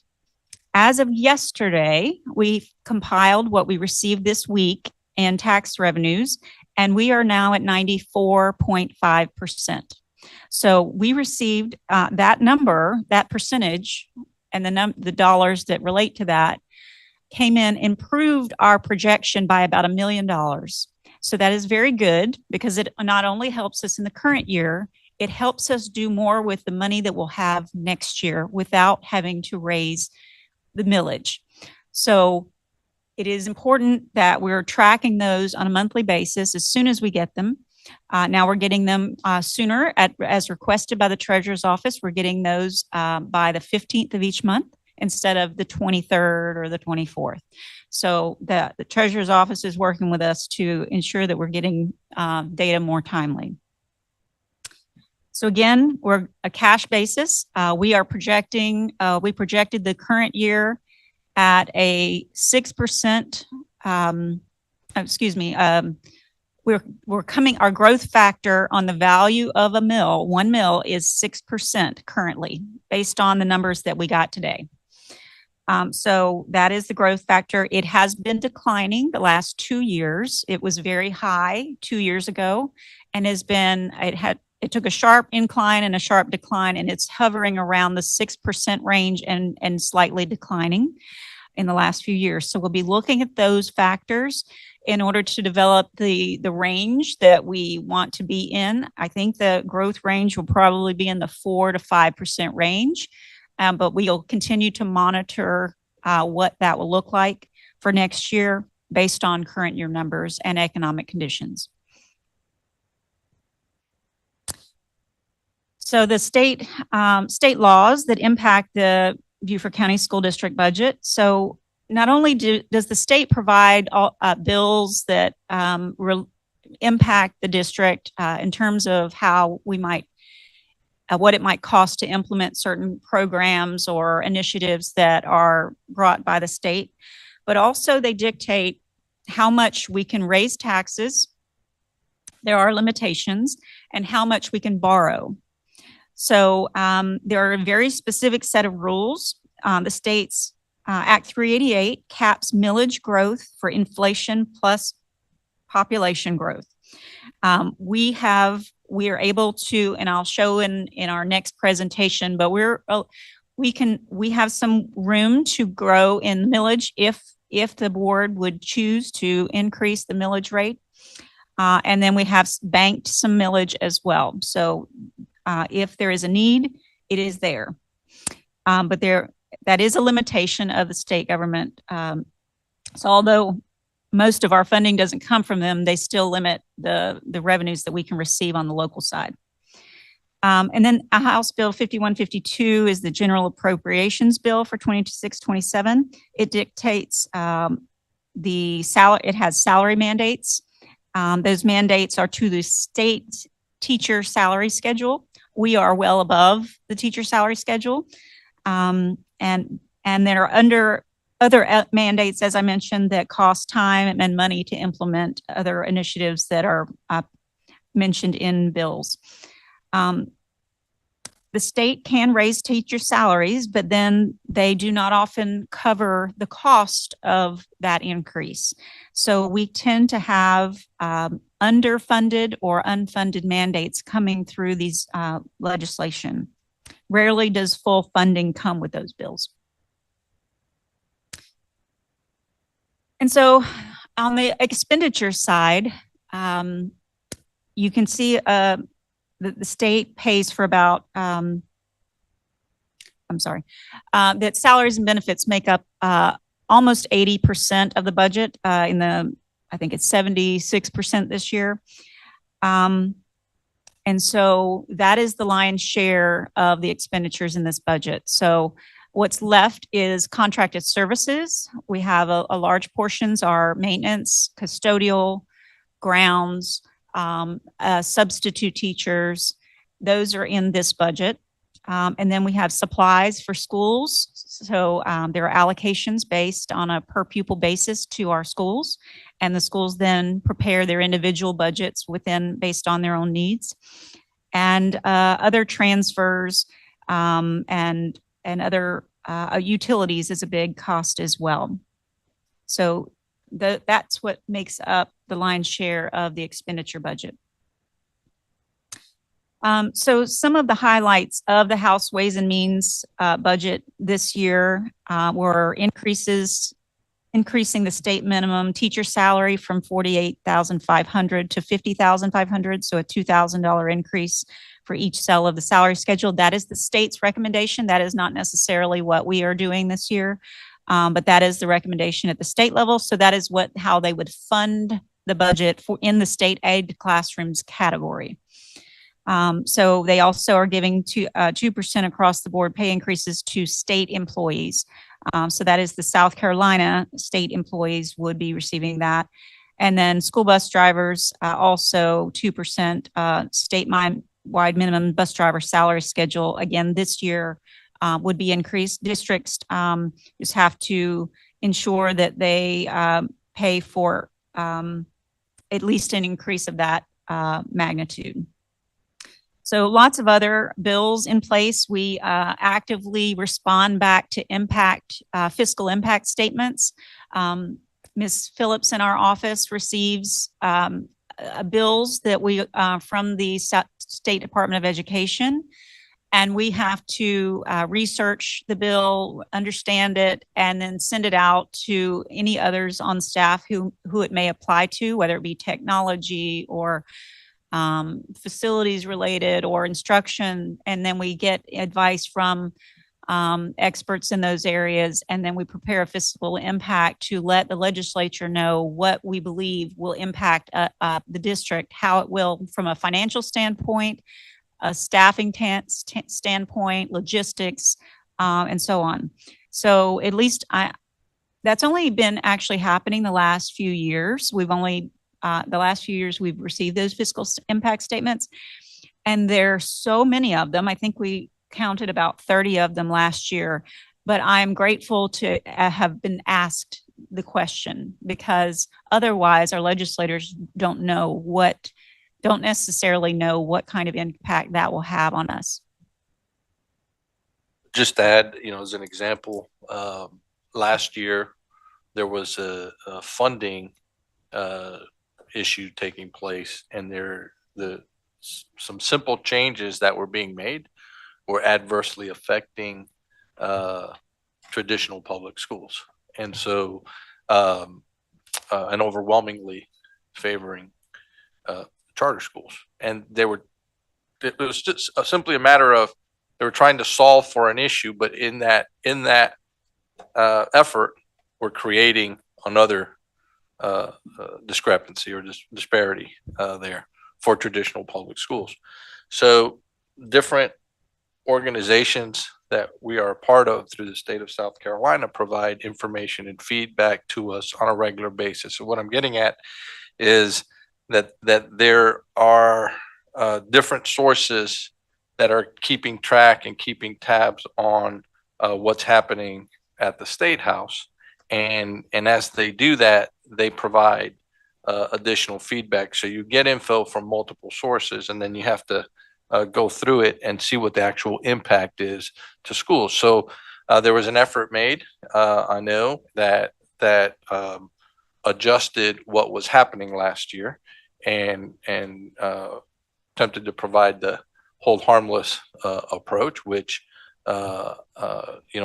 still continues. So there are other efforts like simple changes about how they calculate career and technical ed course funding, and whether it's built into the formula, whether it's taken out of the formula. Well, all of those little subtle shifts can have an impact on the revenue that comes from the State Department to the local school districts. And so those are the kinds of things that we're constantly keeping tabs on, which is really important. And this is why the further along you get in the process, the better the picture becomes of the overall budget, because we're able to keep tabs on, we're able to see what the fiscal impact is from a potential decision.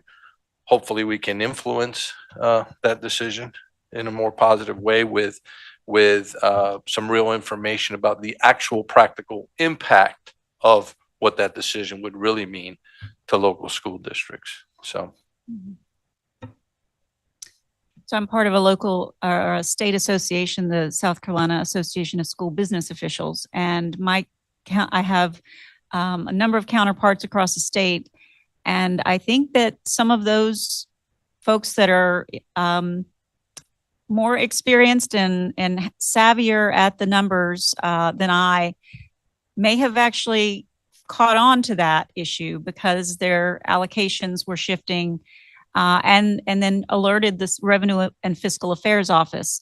And so Frank Rainwater at the Fiscal Affairs Office did more research, and then they were able to understand the impact of changes, of the changes that were happening. So it is critical not only for our school district officials to network with their counterparts, but also to their legislative delegations, and having that impact with them, as well as state officials who can do those calculations.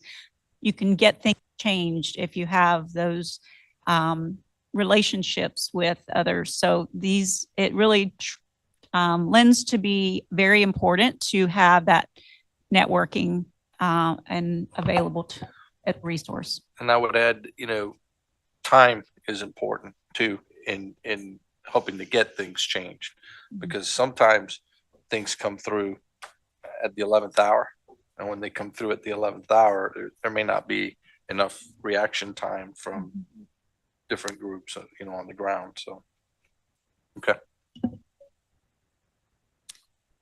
So that leads us right into the legislative process.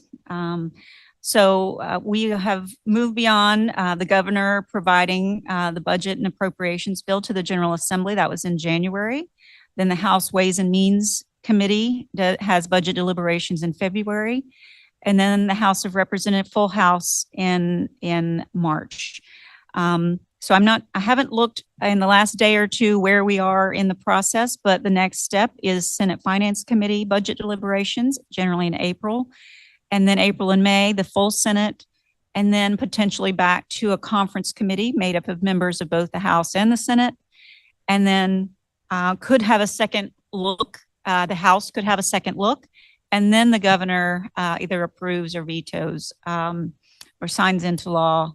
And typically that's happening in May or June. And so by then we are already completed our process. And then, so we have to build a budget with anticipation of how well certain bills are doing, how they're moving through the process, are they getting a lot of support, and then predicting what impacts those may have on the district for the upcoming year.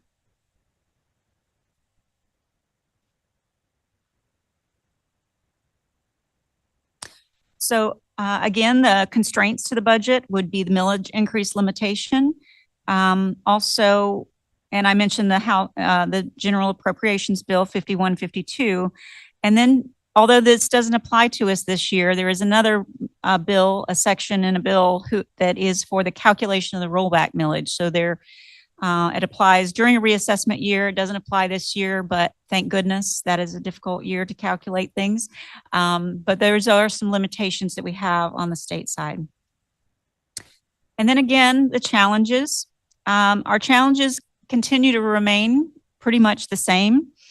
The lack of the inflation, we've talked a lot about that today, predicting what that might be and how we might relate increases in salaries and contracts as a result of in connection with the inflation. And then interest rates are changing. There are talk constantly of if the Fed rate may reduce the rate again. It hasn't happened recently, but that could make have some impacts on the budget. We don't have fiscal authority. That is more of a timing constraint. We have a little longer to go through the budget process. Unfunded and underfunded mandates, unpredictable revenues, and the timeline of the budget process as far as how soon we'll have information. So how do we balance all of the needs and priorities with limited resources? So we have a strategy, and that strategy includes that we will have a balanced budget. So as you see here, we're kind of weighing all of the revenue sources and all of the needs. But we can't spend more money than we have. So we have to start where, how much are we going to receive? How much do we think we're going to have? And how much, and then prioritize the needs within the budget to fit that. So we prioritize expenditures to maximize academic outcomes. We prepare a balanced budget that is required of board policy. And we maintain a sufficient fund balance to eliminate the need for a tax anticipation note and to keep our credit rating up. It's important to maintain that. We're at 21%. We need to attempt to keep that at a level percentage rate. And ultimately, we want to minimize the financial impact on taxpayers. So finally, the ultimate goal is implementation of the adopted budget on July 1st, 2026. And there's several things, several steps we'll need to take to get there. And so on the next slide is the adoption schedule. And so after today's date, we will have our first major budget presentation to you with the numbers on April 24th. That's a Friday work session that will be the week after spring break. Then that will be sort of the first look at the budget. We will have two more opportunities, one on a regular board meeting at May 5th and May 19th. And so with the final budget certification anticipated for May 19th. And then we will be presenting to the County Council Finance Committee on May 18th. It'll be a preliminary budget. They know that if I'm coming before the board is certified, they know it is a preliminary budget. And then 3 readings following that afterwards. So really, we're focused this year on building a budget that is on things that we value, that are priorities, a reflection of the community's priorities, and to provide plans for the future. So we're in the process of analyzing all of the data. We have compiled the majority of it, and with 3 staff members and a little bit of my time dedicated to assisting, maybe not a little bit is probably not the good word, but and considerable amount of time invested in the process. We've gotten everything back, all of the documents from and budget requests from the departments, from the schools, from estimating contracts, utilities. So every line item, there are over 150,000 line items in this budget. So it does take some time to consolidate, compile, analyze where there may be duplications or opportunities for improving certain budget line items. But we'll be in the next few weeks beginning to bring the revenues information and begin to start the work of balancing the budget. And so that's our task for the upcoming weeks. And I'm very grateful for the team. Ms. Katie Abar is the director of budget. This is her first year going through the process as the lead person in the department and doing an amazing job. Her ideas of bringing the feedback sessions to the beginning of the process, and that being the focus of this budget, the listening tour, the information that we received. And that was one of the most important pieces and most important improvements in this budget process that I've seen in many years. And so it also freed up time during this part of year that we could do the analysis and not be in the nightly meetings with forums and other groups. So it had some advantages in a couple of different ways. So with that, I am going to wrap up my conversation today, and with a lot more to come on the 24th. And I'll be happy to take any questions or any comments. If we may, we'll go online first. Colleagues online, do you have any questions? Mr. No Ward? questions, but a fabulous job as always, Mrs. Crosby. Thank you. No questions, Ms. Pastor Gordon. Keep up the good work. Okay, anyone else online? I think that's it. Questions here? Hey, oh, sorry, Ms. I can never do that, my friend.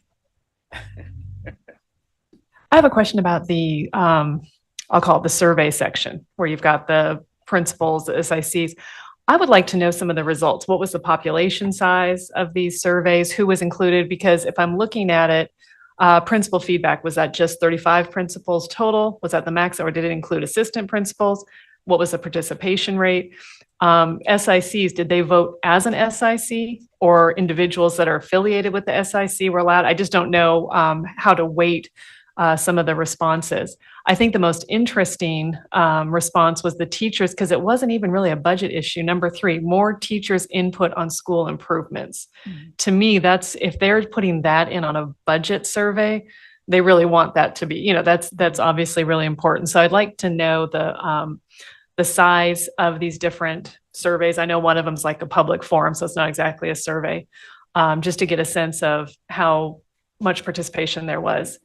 And then the other question I have is on the pie graph, purchase services. When we're talking about maintenance and custodial, is that a purchase service or is that a salary? It's a service. They're outsourced. So when we talk about budget increases for everybody, for teachers and staff, does that include ESS, custodial, maintenance, and all our purchase services? It does not.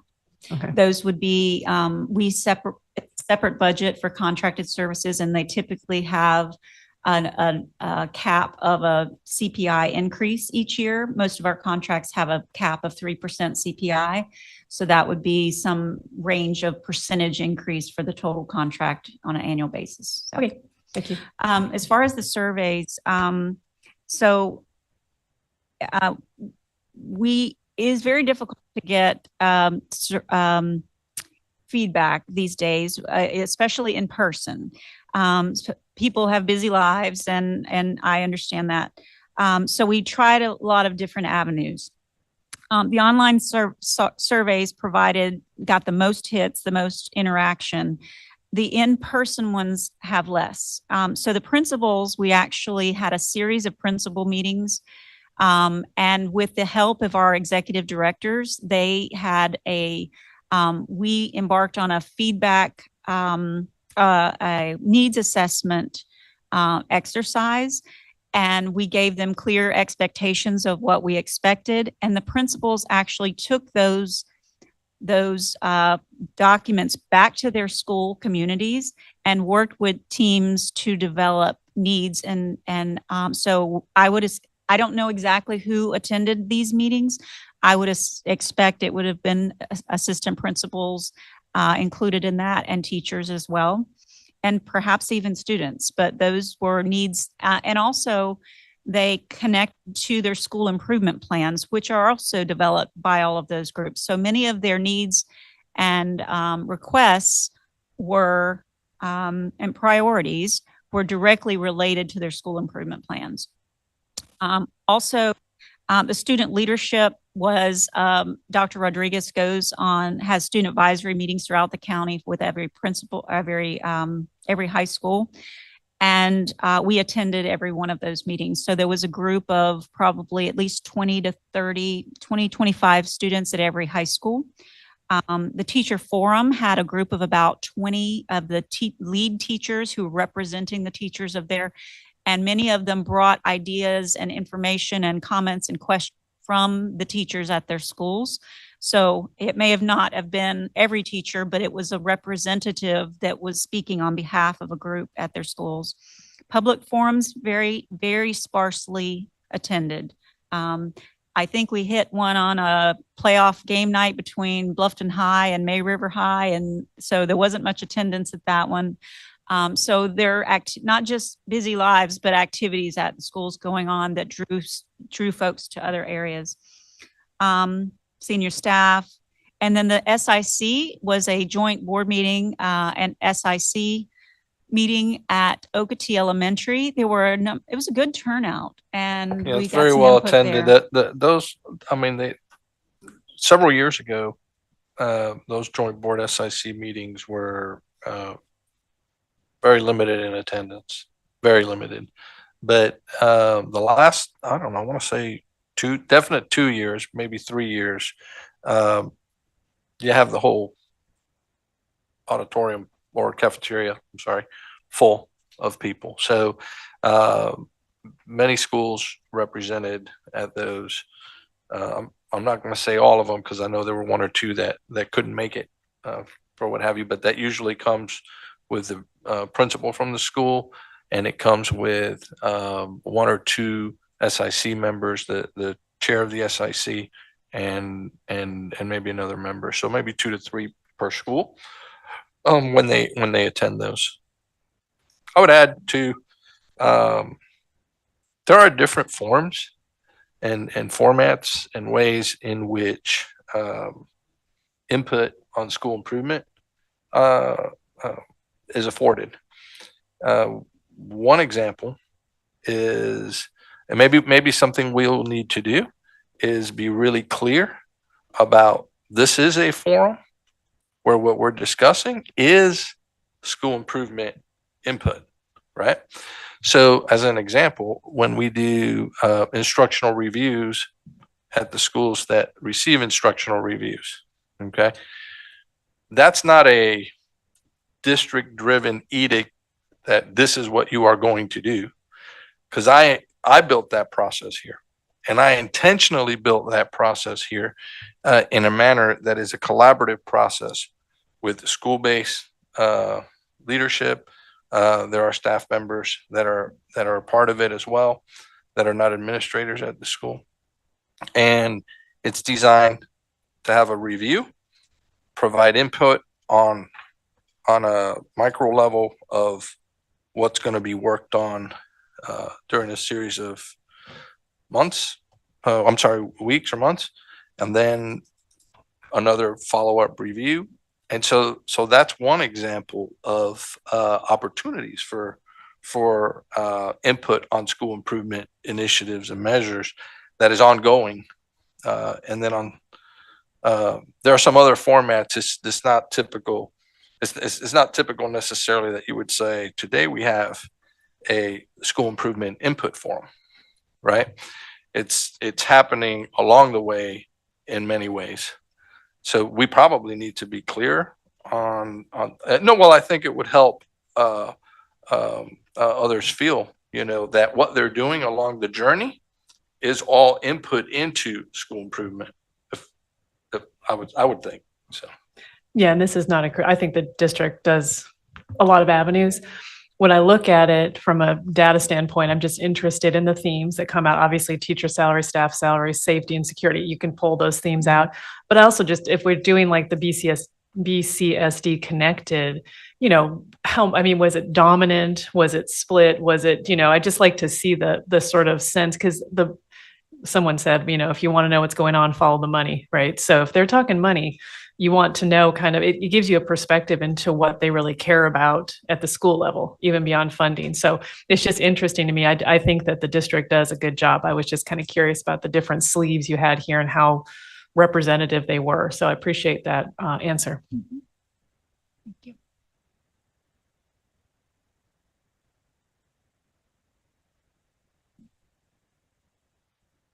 Question? Yes, sir.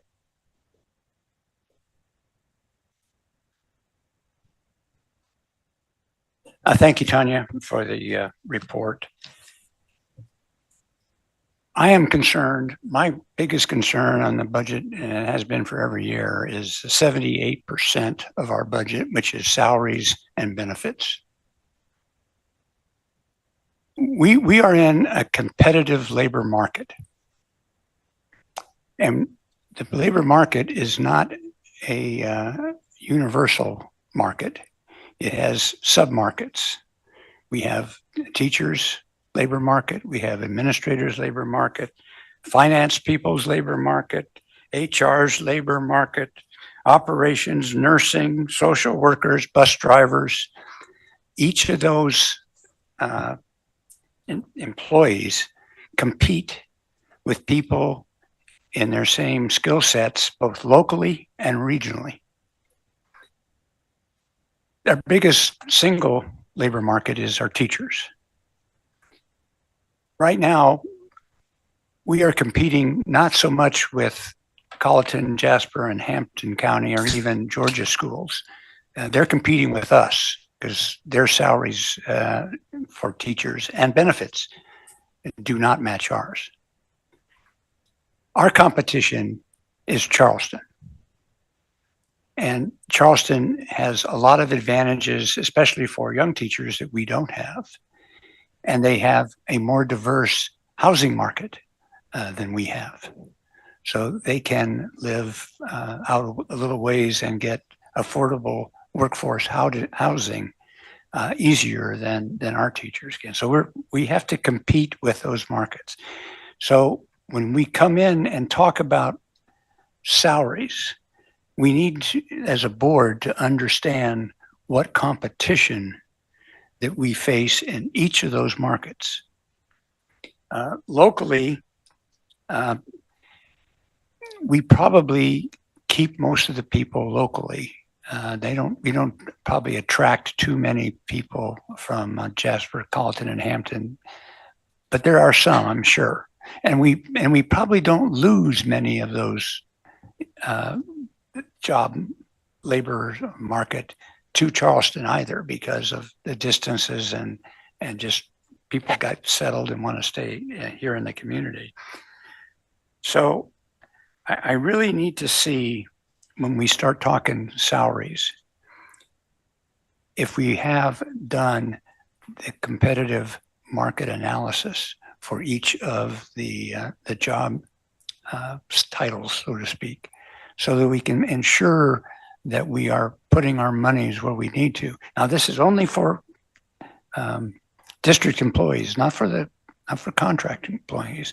That's part of their contract, and so that's something different. But that's my biggest issue with this in this process. Salaries and benefits. And that's another thing that we have to make sure that we're looking at, especially in the local market, for nurses, for example. There are nurses that are hired by the Memorial Hospital and the urgent care places that may have, sounds like they have a competitive salary, but their benefits don't match ours. So we have to make sure that we include not just base salary, but also the benefits that we provide. And generally, in these common labor markets, we provide greater benefits than our competition. So we just need to know that so that we can make sure that we are doing the right thing. And bottom line is, it would be nice to have a universal, say, 3% raise, but each labor market has a different percentage raise based on their individual market. So that's what kind of analysis I hope we go into as we look at where we're going to have the salaries for our employees for the next year. We have to retain, we have to attract. That's two different pieces. Attracting and retaining are two different pieces. So it will sound good when we go out and recruit for teachers until they get here and they find out how much things cost. So that's a very important distinction in our recruitment effort and retention effort for teachers. Thank you. Mr. Smith? And just really to piggyback on a couple of things that he said too. Another thing is in terms of even like our nurses, the time frame that they work is a little different, and so in other positions too, because they do get those summer breaks off. That versus someone who's working at a doctor's care or something like that, they don't get those times off. So that's also something to be factored in. To be factored in there as well, just to add on to thinking to what he was saying, and also I have to bring it back. We intend to talk about teachers a lot of times. We get sometimes I almost say we get caught up, and there's no offense to teachers, but we forget about the bus drivers and what- the uncertified staff. Because they see the people like bus drivers, they see these kids first. Some of the teachers assistants, a lot of these teachers, I hate to say it, I'm addressing that in the room. Some people may not like it, but hell, they can't run these classes without these assistants. And that's why y'all just bought us that program where we needed to put certain students in and to get them their different help to put programs in a school. So if we don't have these programs like that to be able to assist these teachers to help teach these students, then that's probably it's an issue. So we always talk about being in the market of giving teachers and giving raises and being competitive. We just can't be competitive in teachers because we have a lot of employees who leave. Some leave this district office and go to another job. Imagine if we could have them help out and do different things here. And in the finance department, we have people who work at the schools who are bookkeepers. Imagine if we could help them or educate them a little bit more and have them stay a little later in terms of helping y'all fine tune some of y'all work. You said a minute ago that you had to put time into it. Imagine if you're pouring into them and you're teaching them some of the elements to make your job a little easy, and they're willing to stay because they're getting paid and they feel that as though they're being paid what they're worth. So we can't just look at the teachers. I begin to look at that from a conference that I was just at in terms of they were talking about teacher retention and retaining people. And one thing they said was like, in terms of understanding, in terms of competing with your neighboring counties, also check in terms of what he was just saying in terms of the living and the cost of living. So when we talk about competing with Charleston, heck, when you look at how much it costs to rent out maybe a 1 bedroom or a 2 bedroom condo or an apartment in Charleston, it may be an average of maybe $2,500. In Beaufort, you can, even though it's high, you can possibly at least get maybe at least a house or a 2 bedroom apartment for less than that. So those are some of the pros and cons that we also have to consider and understand too, that there are places in Beaufort that are cheaper in terms of renting to be able to keep stability for teachers that we must start putting the horse before the cart, and understanding to what he said. I'm not gonna get. I don't want to. That wasn't really some of the stuff that I wanted to bring up, but I did want to bring up the teacher versus the uncertified staff members. I think that and I was at a meeting where not long ago where they feel that they are getting lost in the shuffle.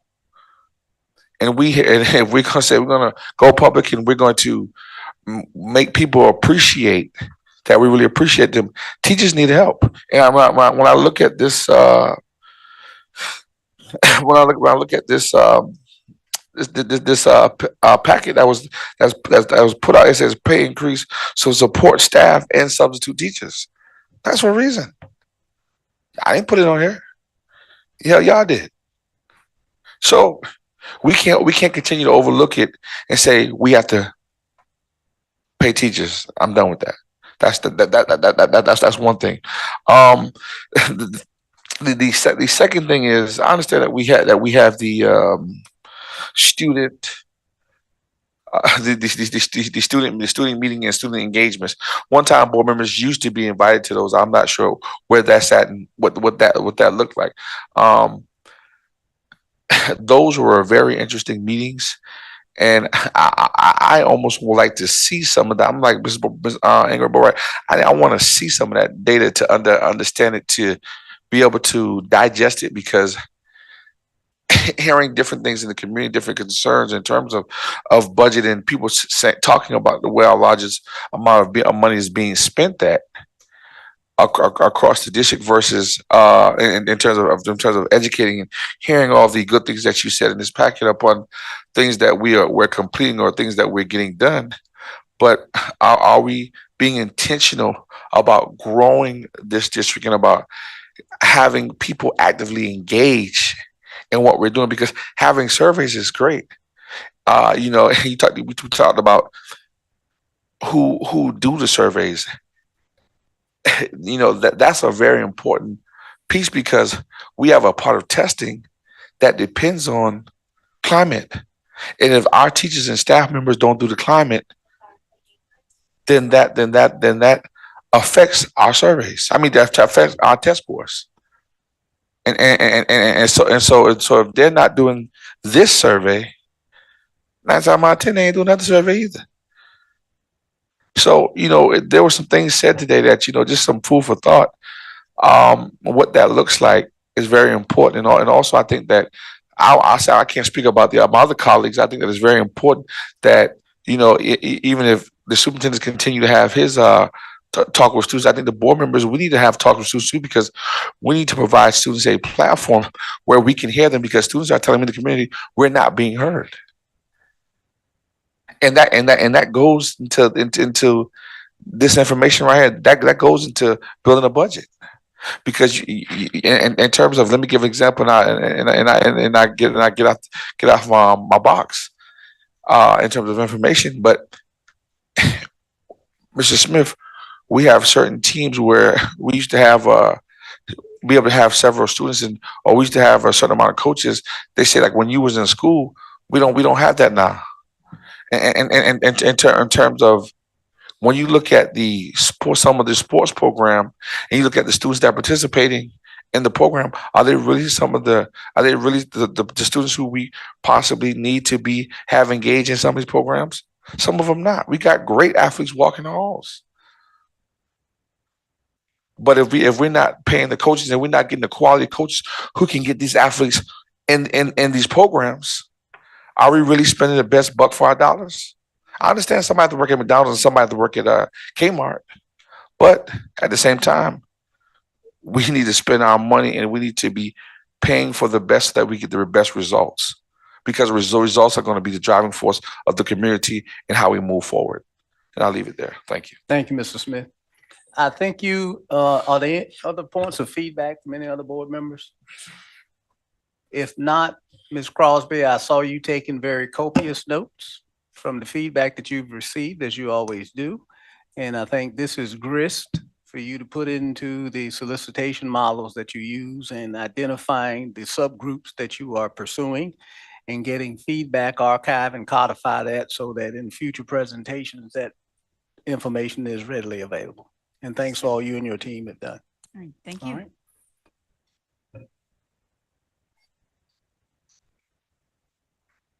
Oh, and Ms. Crosby, I think you should be aware that the three ladies sitting in the back were the equivalent of the amen corner in the church I grew up in.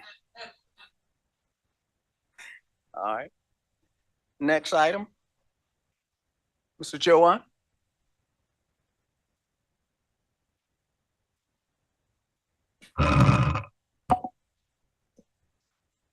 This presentation comes as a result of a request from a board member who I think had received questions about computer software accessibility, what's on the devices, what kind of access students have. And so that's the basis for this next one.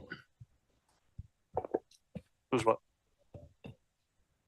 No, it was Dr. Carr. All right, it's all three of you. Please proceed, Mr. Joanne. Good morning, everyone. I was asked to answer a couple of questions on the type of software that is installed to our devices and the age ranges that some of our software is presented out to our students. So first, we'll start with the software installed directly on district devices. Those will relate back to the referenced attachment, all application deployments. And if you pull up that document, you'll basically see applications and then you'll see the collection. So unfortunately, the way it appeared here, it doesn't line up as well, but basically the application is the application we push down to district devices. And the collection is either the school, the group, or the, the type of device that that application is pushed to. Now, we push a lot of applications out, but not every one of them goes to each one of our student devices. We would overload that device very much so. So take, for instance, let's just start with Creality Slicer. What is Creality Slicer? It's a piece of software that creates a STL file, which is a stereolithographic file for a 3D printer. So it takes a 3D object and maps the machine code to a sort of G code that that 3D printer can operate. Well, we have Creality printers, we have flash forward printers, we have Dremel printers. So we have a bunch of printers. So all three of those softwares shouldn't go to every device in the district. So what we do is we put that software on what's called a district software page. So at the beginning of that class, the teacher would go and say, hey, students, please go out to the district software page and download Creality Slicer. So depending on that high school class, if they have access to it, they could see that software because that software is currently being used in CTE labs and different labs in high schools. And it's the same if you go down to different software like Adreno. If you're not familiar with an Adreno, Adreno is a IoT device, Internet of Things. Have you heard of Raspberry Pis? It's very similar to a Raspberry Pi where it's a little software chip that you can add other to. You can stack on a network card. You can stack on a wireless connectivity. You can stack on an amplifier to put out to speakers and pull in sound. So it allows the kids to program different hardware components to better get them ready for the future and what they might do with machine learning. So these applications are broke down into 5 different areas. You have core productivity tools, document creation, collaboration platforms, things like that. Instructional software. Our instructional software is aligned to curriculum and grade level, and we always look to our wonderful people on our instructional side to help us with that because we're more on the technical side and they guide us more on the instructional side. We also have security management tools. If you look through there, you'll see like MFA privilege escalations. That's actually one of our cybersecurity platforms that are in user device, endpoint device manager. And we don't add the name of that type of software for the simple fact that it is part of our cybersecurity platform. And we are working with the state to black out more of the stuff we do. We are a very transparent district. You can go on our website and you can see every piece of software, every piece of hardware we buy. So it's very easy from somebody from the outside, no matter where they're at, to look at what kinds of systems we're using. And it would allow them, us putting that information out would allow them to easier triangulate and attack us better. We also have assessment and testing platforms. So you'll see stuff like the lockdown browser, NWEA browsers, Respondus lockdown browsers. So each one of those browsers are for a specific test, either a state test or a map assessment test. What it does is it makes that test become a full-size screen where the kids can't pop up a Google window, ask a question. They can't pop up the calculator or any other applications on that device while that test is happening. So it basically creates a secure platform where we can trust the validity of the results we get from that test. Other things we do is accessibility and support tools, screen readers. So for some of our special needs students. We provide different access like screen readers, some different software like Dragon Naturally Speaking, whatever would meet their IEP to help their educational journey. There is a lot of items in there and you can go through all of them, everything from VEX code, which is used by our high schoolers or middle schoolers. It's another one of our coding platforms. They code robotics and go on to different robotics competitions. Trying to find something that jumps out. And even different access for our teachers and staff members. So we have some different things from Infinite that helps with calculus, geometry, algebra, pre-calculus, and they provide tools for our teachers to help build lesson plans on that. Did anybody have any questions specifically on that first group? Any questions from those here? This is a pause. This was only question one. So, yeah, first section. I just wanted to give you a chance while it was fresh in your mind if you had specific questions. Let me query the colleagues online. Ms. No Hay? question. Oh, Okay, so moving on to question number 2, what applications do students have access to at various grade levels? So that would be reference attachment technology, district supported software. And this includes basically all the platforms we purchased directly and are cloud-based that they would access through our ClassLink portal. So these student access is intentionally differentiated by grade band to ensure age-appropriate content, alignment with instructional goals, and compliance with privacy and safety standards. Our general access framework is elementary K through 5, middle school 6 through 8, and high schools 9 through 12. And you can see the different areas. So for elementary school, it's more foundational learning and teacher curated lesson planning and environment. So our elementary school kids have the least amount of access when it comes to software and the internet. So we don't even allow shopping to be able to be seen by our elementary kids, just for the simple fact that some of the images on those shopping sites can be a little provocative. We then start opening it up more for our middle schoolers. We expand access to collaboration and content creation tools, and also introduction to research and digital citizenship platforms. So middle schoolers are our transitional stage.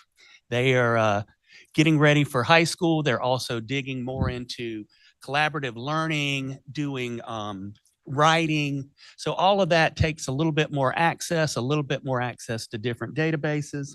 And then we get into high school where they have our full productivity suite. So they could use our Adobe Creative Cloud suites and different suites like that. Advanced tools for CTE, design, coding, that deals with all of our lasers, 3D printers, our different tools for robotics and VEX. So we start getting to the high school stage. They're doing a lot more with broader research and collaboration abilities. We also, excuse me. So that would be shown in the district technology supported page.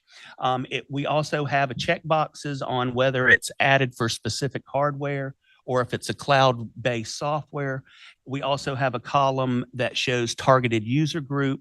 So it'll show whether it's for admin staff, whether it's for grades 6 through 8, whether it's for elementary school. All of that's included on the document for your purview. Did y'all have any questions on that?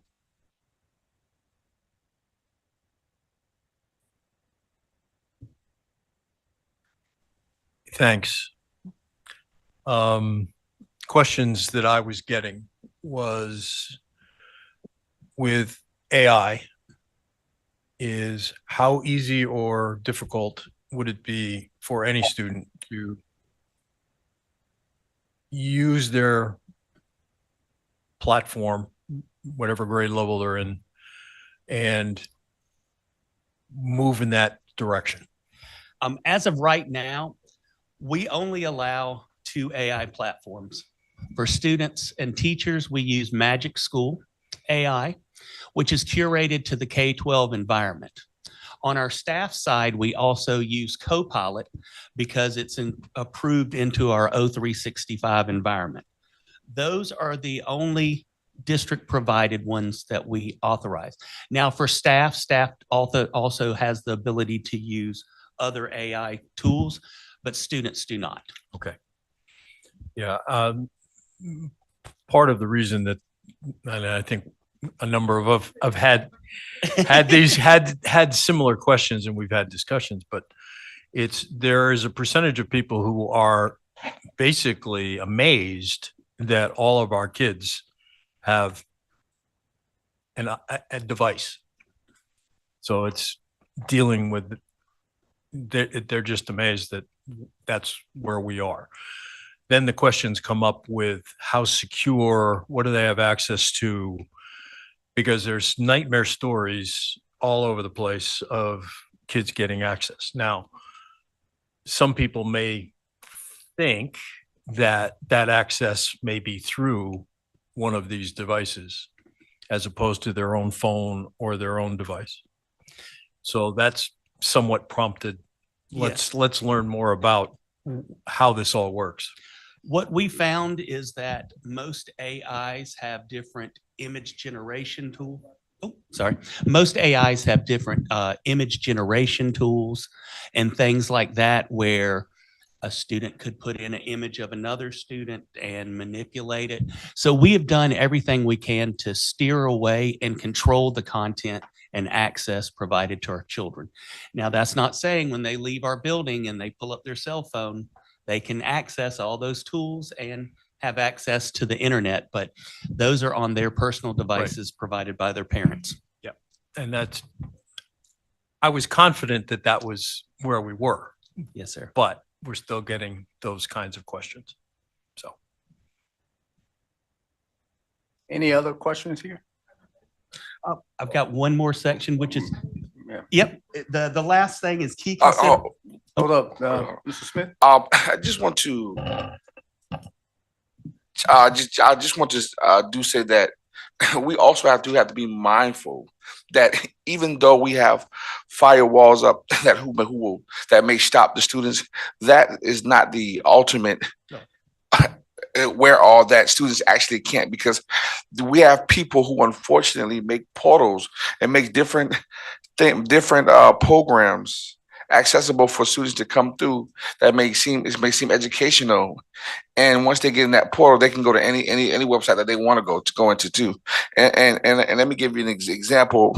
By when I was at Pacific, I would say one of the last places that I was at, Right Choices.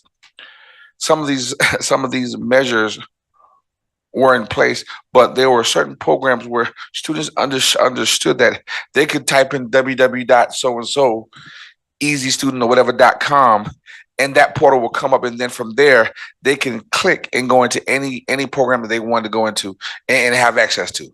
So I just want to be quite honest, being here sitting on the board, understanding from being on the ground, being as I say, being a grunt, that those may still those things are still subject to happen, even though we have put the necessary protocols or portal tools that we need to put to stop students. But if your child take the initiative to go and to be able to do that, then those things that we can't stop, then that if you may have happened, I may hear it, it's possible that those students may have used one of those outlets to be able to do that.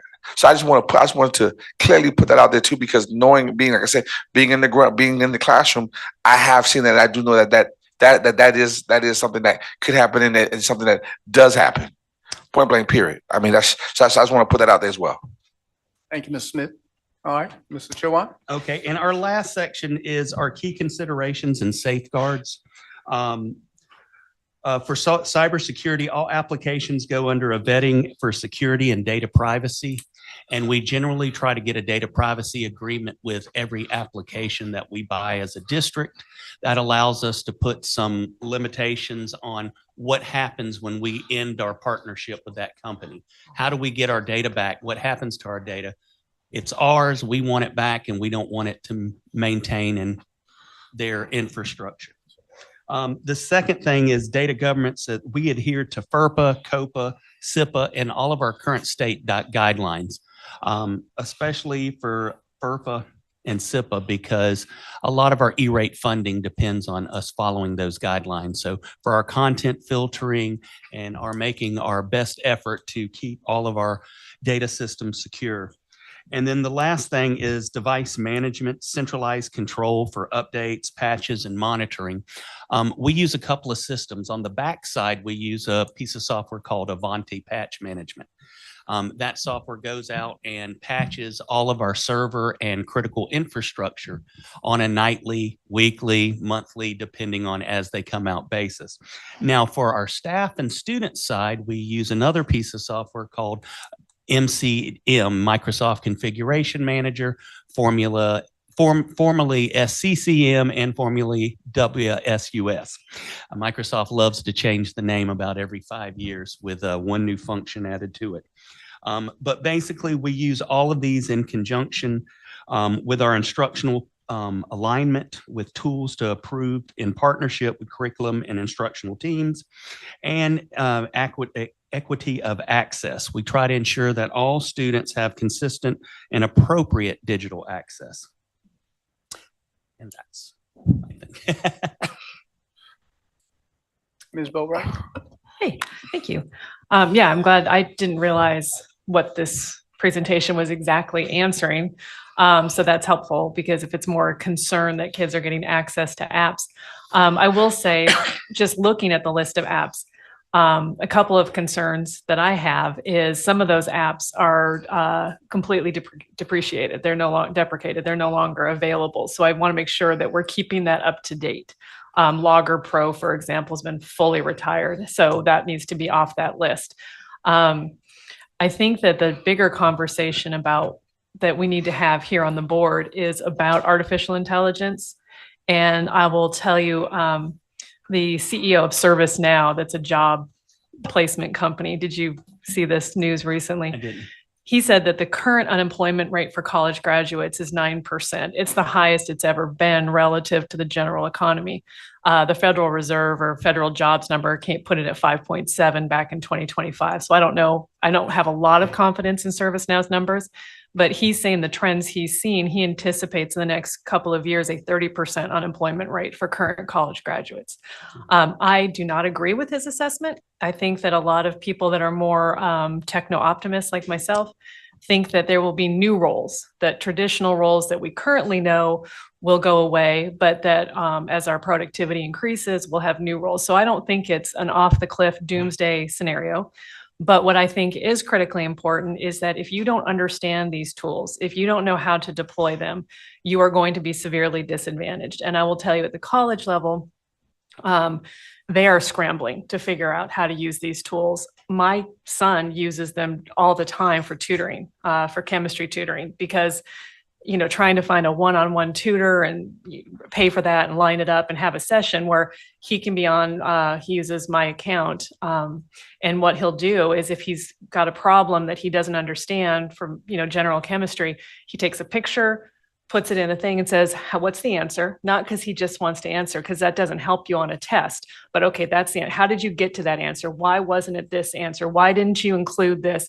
And it's like having a professional tutor. And he told me, he said, without AI, there's no way I would have made it in this class. So we, in my opinion, we need to be smart about AI deployment. I think we need to be cautious about who can access it. Obviously, you don't want kids having unfettered access to ChatGPT because there are problematic cases. I think the bigger concern of who's got access to unfettered AI is going to be at the phone level or the home computer, because we don't have control over that. On the other hand, we have to be teaching these kids how to use it, how to recognize it, what are the ethics of it, what are the problems with it, where is it a benefit, where it's not. So I think it's really incumbent on us from a policy standpoint to start talking about, as many other boards have done, what is our district policy on AI and getting input. I think that there's two reactions to AI. And I'm doing a lot of this because one place where I think AI is the most impactful is healthcare right now. Everybody's integrating as fast as they can go. And so I'm out there working with healthcare providers, looking at things like ambient dictation. And the reaction I get is one of two, like, this is amazing. This is going to add years to my career. Why haven't we had this before? And then the other reaction is, oh, it's going to replace me. It will never do what I do. Will never be as, they're very extreme. And so we need, I think, in the schools to start talking to kids and figuring out how to equip them to what I think is going to be a rather significant economic dislocation. And I don't think it's just for college kids. I think if you're going to go into the trades, I think if you're going to work, own a business, you are going to have to learn how to use these tools, or you're going to be significantly disadvantaged. So I appreciate that parents are concerned, but I think we have to avoid that immediate reaction, just like we're just going to shut it down because it scares us, and start looking at how we can use it. So that's number one. And then the second thing, these are not really questions, I'm sorry.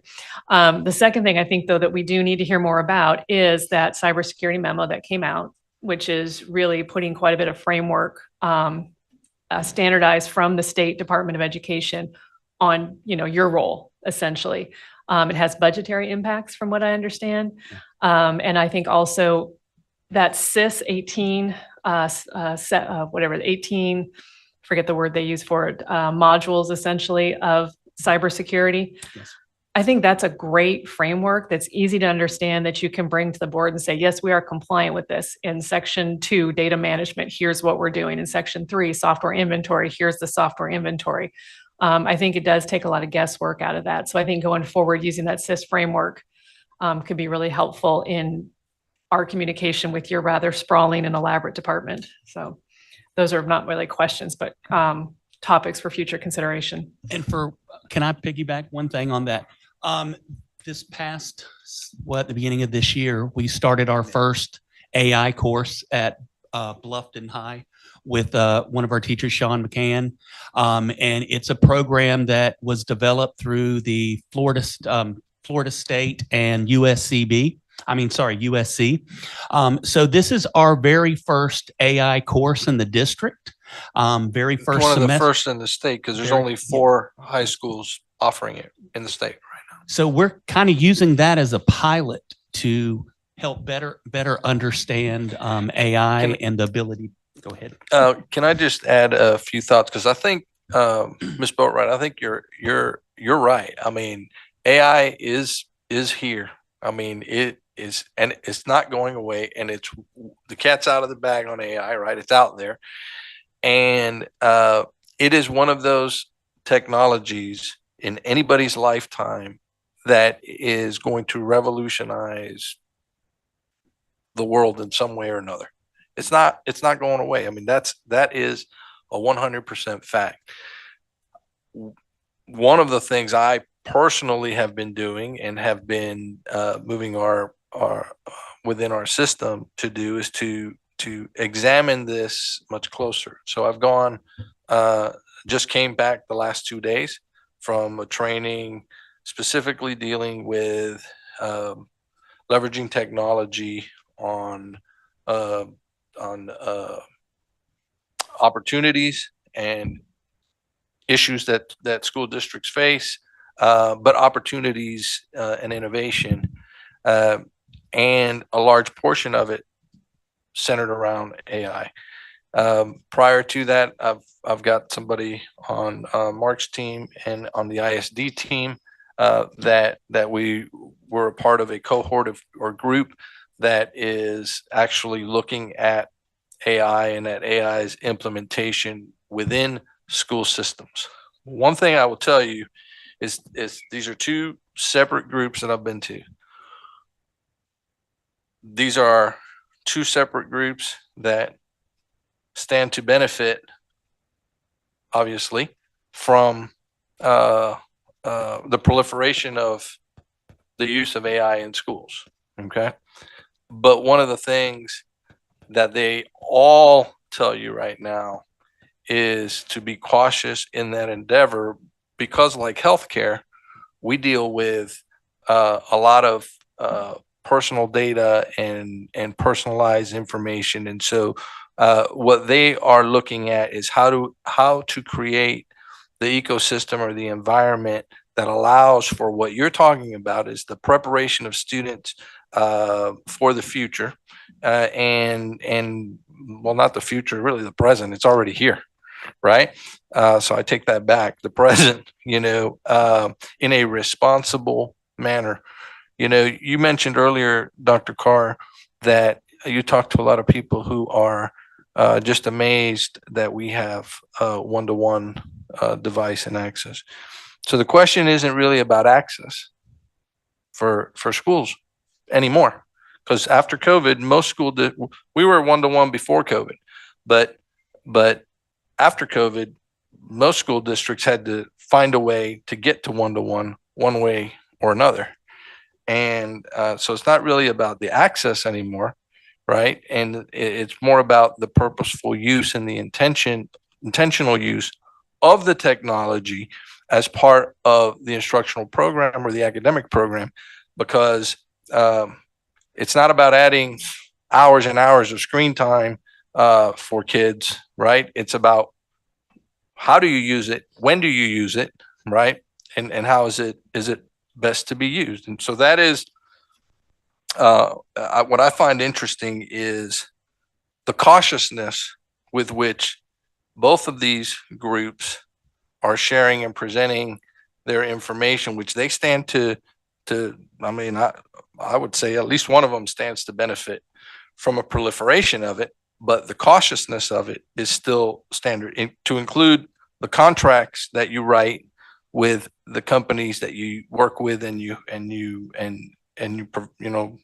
in the door, so to speak, right?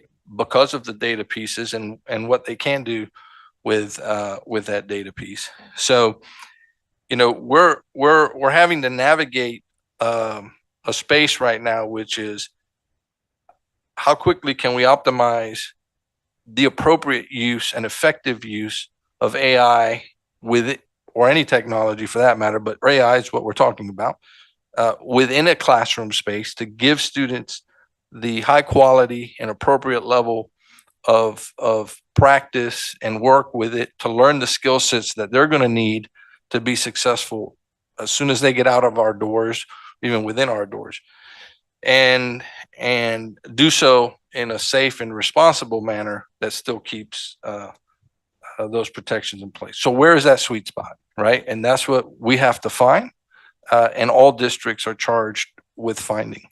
What will it revolutionize? I mean, everything. From the way you move around your house and the questions you ask it to facilitate things within your house, to the work that you do on a daily basis. It's well beyond the capabilities already of writing an email for you or a memo for you. You can do way more with this thing. And to tell you the truth, a lot of it sits and is already available within many of the devices that people have. And it can stay within the device sometimes of that people have, and that's some of the, I don't know, epiphanies for me as I'm going through this, in terms of potential opportunities for us as a system. But I do think, you're right. It is something that we have to find a way to navigate and get through as quickly as possible, because students are going to be doing that, but as safely as possible along the way. Colleges and universities, yes, kids are graduating and they're getting loads of debt, and they're coming home and they can't find jobs to pay off that debt, right? Career and technical education opportunities are going to be certainly an important opportunity, but that's going to have AI too, and so how is it going to go? Because this is that technology that's going to touch every sector of people's lives. So Nate? Through a personalized learning approach, Beaufort County School District will prepare graduates to compete and succeed in ever-changing global society and career marketplace. This subject, I think above all else right now, every decision that we make has to be tested against that statement, because that's our mission statement, right? Including AI, the use of AI, because AI is a global changing thing. When the car was invented, nobody said this is dangerous, let's go back to horse and buggy, right? You know, so I mean, it's here. You stole a lot of my thunder, answered a lot of my questions, which I'm glad. It means we're thinking alike on this, and I appreciate that. I appreciate the fact that we're in a data collection, because right now we're framing the problem, which is the most important thing. You know, when people ask sergeants a question, how do you take that hill? They're going to tell you about supplies. They're going to tell you all this kind of stuff, and logistics. You ask officers how to do it, they're going to tell you about beans, bandits, and bullets. When you ask generals a question, the generals say, "What's the problem?" and they frame the problem. So I'm glad to hear we're in that how to frame the problem right now. But if we take our time, it's going to outpace us quickly. I'm thinking right now it might even have to go into our budget considerations, because when we're ready to deploy, one of the most expensive things out there is use of technology. So like we're going to have to make sure that we're budgeting appropriately for this and how we're doing it. I was a little disappointed that we only have 2 AI programs right now on our list of apps. I didn't even see Canva in there or something like. I mean, it's Canva's there. Oh, is it? I didn't see it. I wasn't looking for it. But I did see MuseScore, a studio. I mean, as a musician, I use MuseScore, but I didn't realize that they had a studio option where you could write music for free. But anyways, just saying that I did the pre-read. I'm concerned because there's always somebody that when a society changing technology comes out like this, there's always going to be people that try to exploit it, for good and for bad. And I'm glad that we're framing the problem right now to figure out how do we do that. But I'm concerned that we might be dragging our heels a little bit. I mean, the people that have been in their jobs now for 20, 30 years, I don't want to use this technology stuff. Well, guess what? When you finally retire, your job description to replace that position is going to be, can you use AI? I tell Marines for 24 years, you either change with the Marine Corps, changes without you. We either change with technology or it's going to change without us. And our mission statement says that we are neglecting our job if we allow that to happen. I think we need to be on the forward edge of that. So thank you.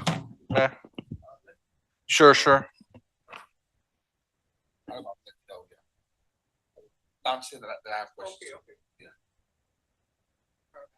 Okay. I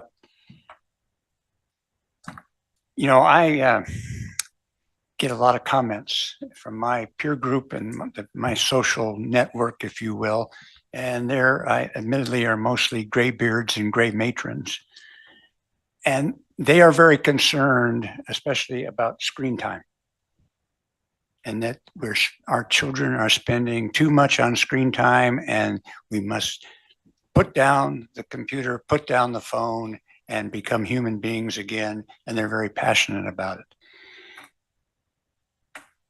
One of the things that I tell them is, you have mentioned, technology rarely goes backward. It's not going to go away unless you want to become an Amish person. And you have the freedom to do that. But when I talk to people in my peer group, I say, you use this all the time. What do you mean? I said, you done your tax return lately? You've done it electronically? You can sign your tax return electronically now. You don't have to put your signature on it. Yeah, well, we should be teaching cursive. And I said, why? Do we still need to teach how to saddle a horse? I mean, these are things that we have to, and as board members, we get these kinds of criticism. I get stopped in the grocery store and say, the children can't multiply, don't know their multiplication tables. And I hold up a phone and say, oh, I got it right here. So that's one of the biggest problems. But I do see their point. And one of the points I want to make is that the school system and education has got to find the balance. And the balance is the human to human, face to face, eyeball to eyeball interface. And one of the things I noticed when my grandson was taking an AP course at Beaufort High, he had to give an oral presentation. Perfect. Couldn't rely on it. But yet I went to a history conference as a judge, and what did I see? I saw a history kind of mini series on video where they, instead of giving me the presentation personally, they just turned this laptop around, pressed the play button where they recorded their presentation. Well, obviously, when they recorded the presentation, they edited it. And you only see the face, you don't see the body language and all those kinds of things. So finding that balance between the screen and the personal relationships and ability to deal with humans rather than deal with a machine is one of your challenges that education is going to have to face. And as board members, we have to be able to speak to all our peers and so on to explain to them, this is what's going on. And then, oh, by the way, when I get somebody that's really adamant about it, I said, let me take you to a school. And I take them to a school and I have them watch kids work with the smart boards, work with their laptops in the classroom. I tell them, oh, by the way, do you know that the state tests that you mandate, that the state mandates are taken on these? Oh, they didn't know that. They didn't realize that.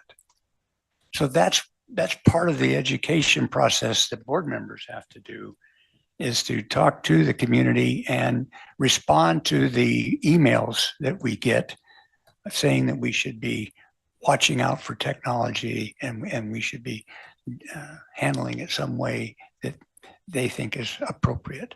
So that's a challenge we got.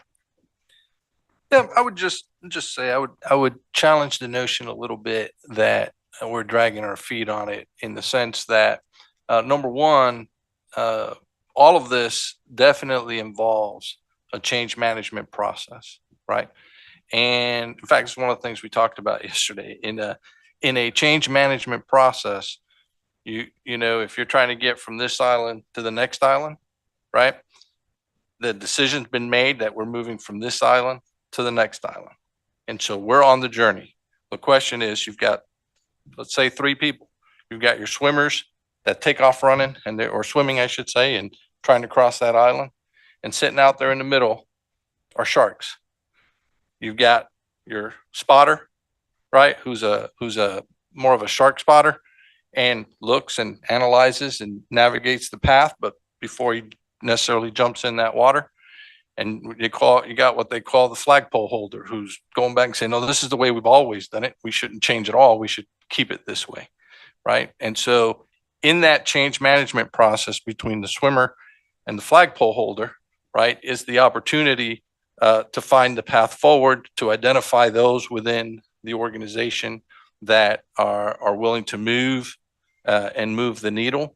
But then again, to do so responsibly. And part of that is, I would say, we're one of the first, definitely in the state of South Carolina, offering a course in AI. Those kids have put together presentations and presented to one of our medical organizations in the area around finding solutions for problems utilizing AI.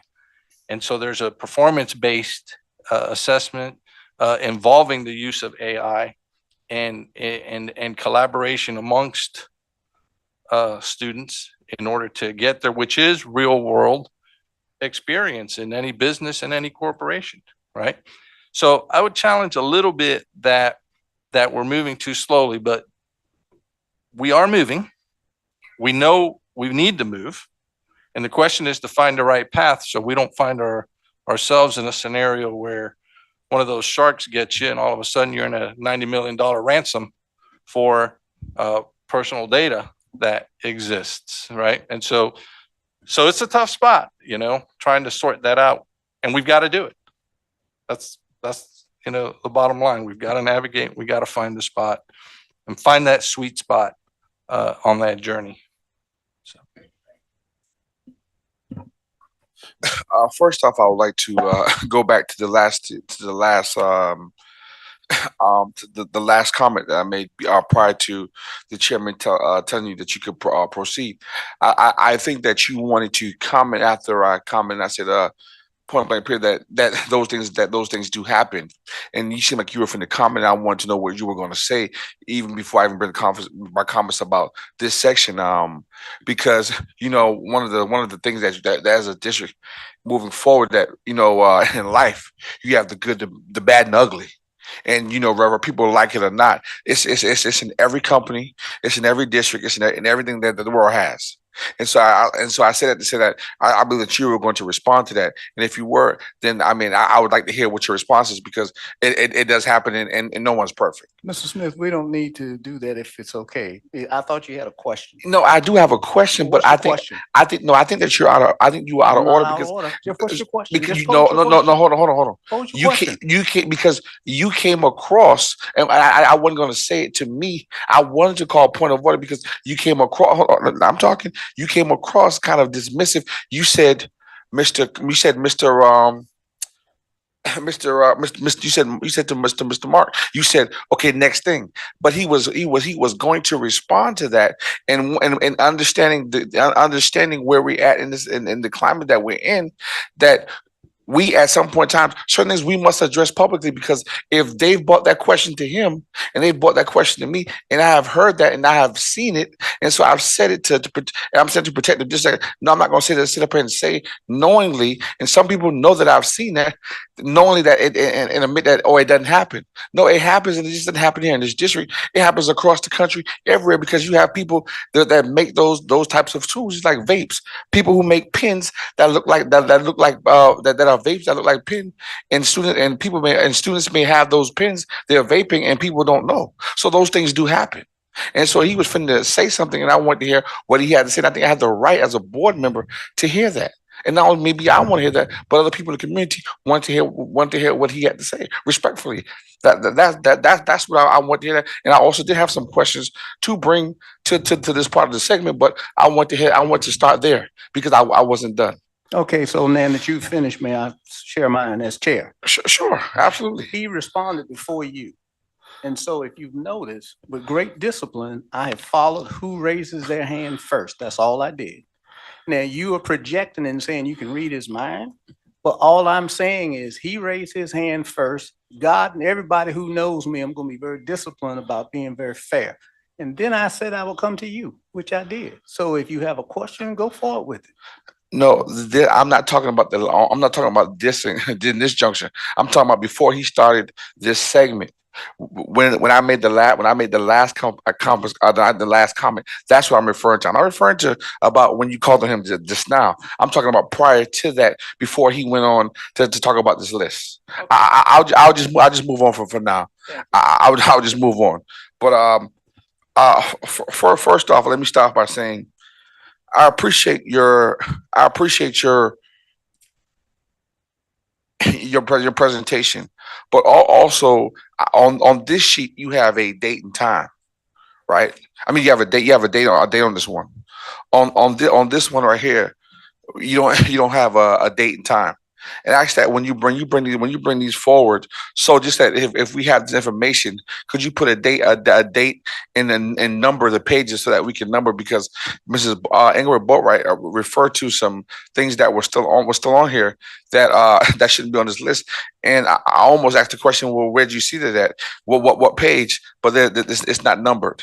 And I always ask people when they bring presentations forward to please put numbers of the pages, so that when you refer, it'd be easy if you say, hey, on page 6, this is where you can find so and so at. As he brought out something, you said that it was there, and you can say, yeah, it was on page 7. Just FYI. And also to go to something that one of the things that I was going to bring up in terms of technology is we at the conference we had a long talk about AI, but also we had a long talk around screen time and what that looked like to people. In terms of understanding what screen time looked like in cursive and different things like that, one of the guys said, what happened if the power goes out and you don't have powers for days? Then how will you teach kids if you can't get electronics up and running? And I remember a while back at some of our schools, we did send packets home. So when we send out those packets home for those students to do, just in case, like he said, what if power goes out? I think it was one of the last storms. Then if you can't use technology, then you revert back to your other option. And your other option is paper and pen. And so and why am I saying that? Students who cannot write in cursive and also tell time. Those are things that because of technology, we've spoiled our new generation, and they have a right to learn those and to have those skill sets. And we can't and we should not short them those skill sets. So those are things that I will be bringing to the table because of the fact that I respect the screen time, I respect understanding the AI, but also we do need to look at how much times our students are using screen time, because there are also lawsuits out there that are saying that there are apps and stuff that are basically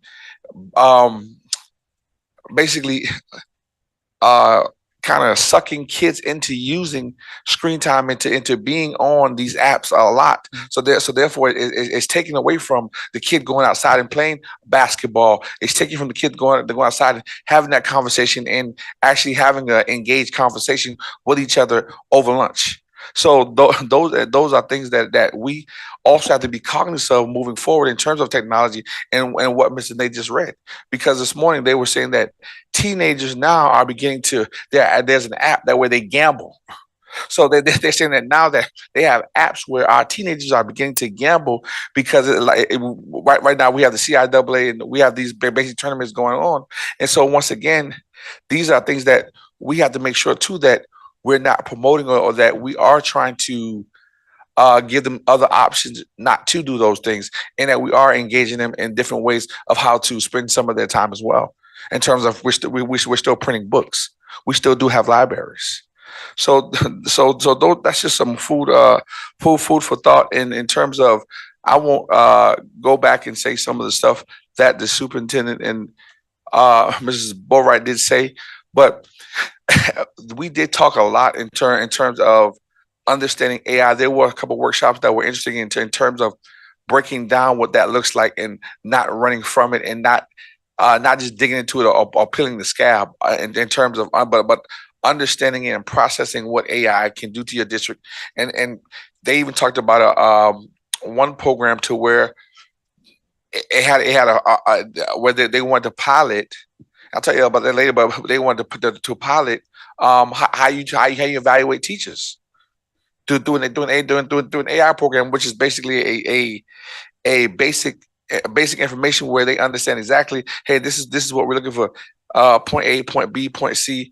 So AI is very much so involved in where we're moving as a country and where we're going. But we still need to some kids, we still need to make sure that our 0 through 5 or our 0 through 10 elementary 0 to 5 still maintain the basic skills, because if they don't have the basic skills, how will we prepare them to compete globally and international if they don't have the basic skills of being able to tell time and reading cursive, different things of that nature, if they don't have technology.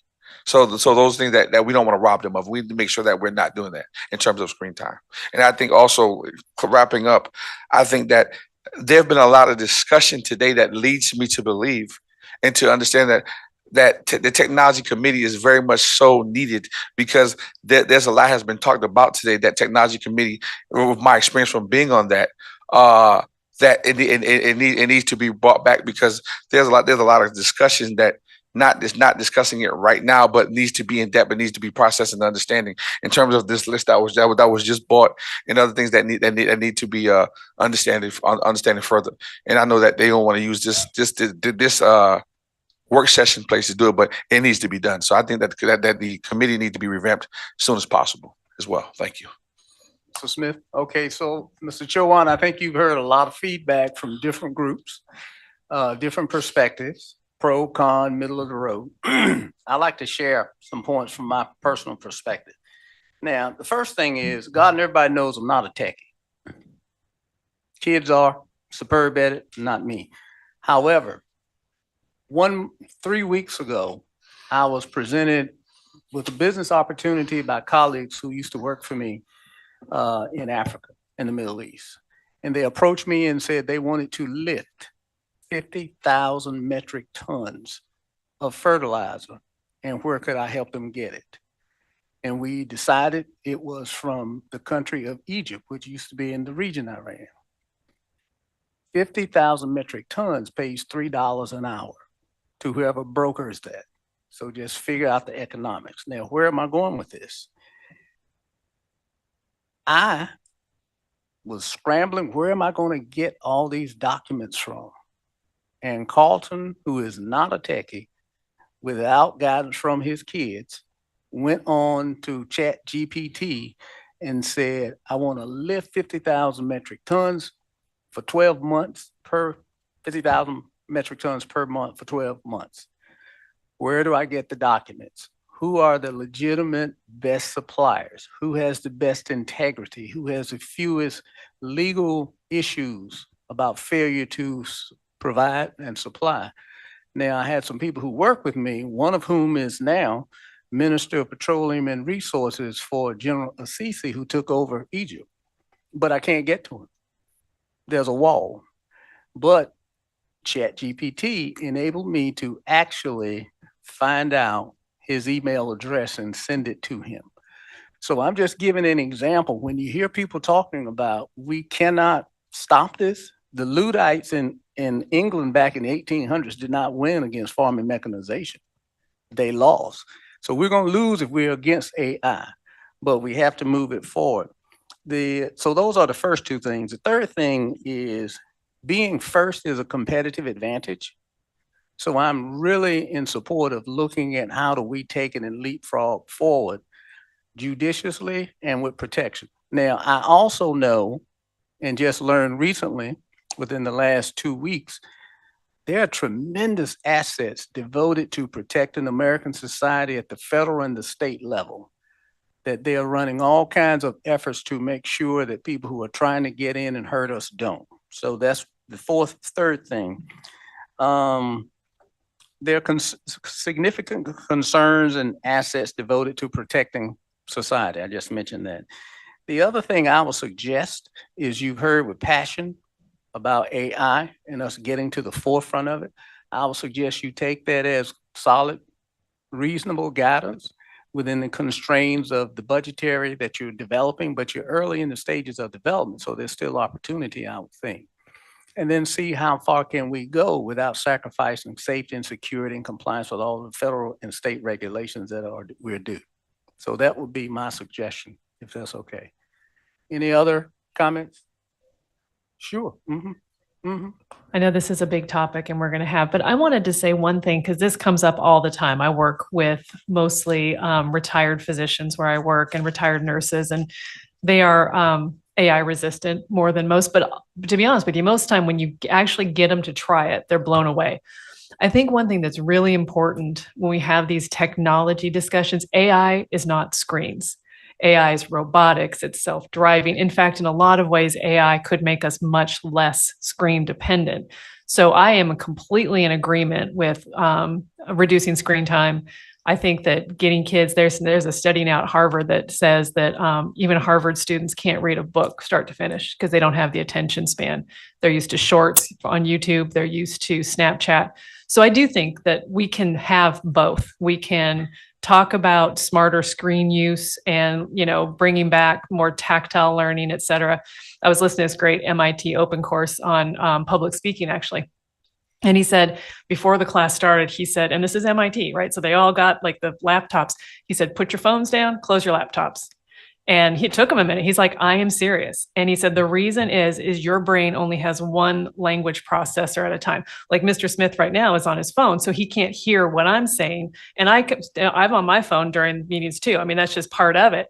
But if you're trying to get a message across, you can't have all the screens in front of you all the time. So I think you can have a talk about screen usage, but that should be separate from artificial intelligence, because that's even though it involves computer chips and sometimes involves screens, and if you're using ChatGPT, you're on a screen, But when I drive my self-driving car, so I'm sitting there, I'm not driving, I have a voice version of AI and I can talk to it. I'm not looking at the screen. I don't have to look at a map feature because I put the destination in. I don't worry about it. The car's taking me there. AI can actually reduce our use on screen. So I just want to, because that is one of the biggest obstacles. This is not about, AI is not about being on the screen. We have been at peak screen time over the last 10 years. I'm hoping AI brings us down off that mountaintop. Yes. A point of order. I mean, I'm actually, you're right. I was on my phone just because I'm trying to figure out somebody over here phone just keep pinging. So I'm checking all my devices to figure out who have their phone on ring. I just hear ping, ping, ping somewhere over here. I don't know who it is, but that's why I'm checking. I'm checking my phone because I keep hearing this pinging. I know my devices are on vibrate. So whoever that is, if you don't mind, could you put your phone up probably on vibrate because it just keep pinging, pinging, pinging, pinging. It's getting a little irritable. Thank you. Okay. Anything else for here? I think one last comment on the topic, and because I want to be super clear on this is, and sometimes this happens when we get into different conversations, but I hope you understand that your school district is not averse to AI and is not resistant to AI or the technology that lies before us. In fact, it's very much in use throughout your school district here in Beaufort County. So I want to be clear that it is in use. The question is, how do you move it to the whole instructional process and opportunity for students? And one of the challenges that school districts across the country are going to face or are facing, and we're no exception to that, okay, is we're asking to move, and I say we, I mean all of us, including our district staff, we're asking to move into the horizon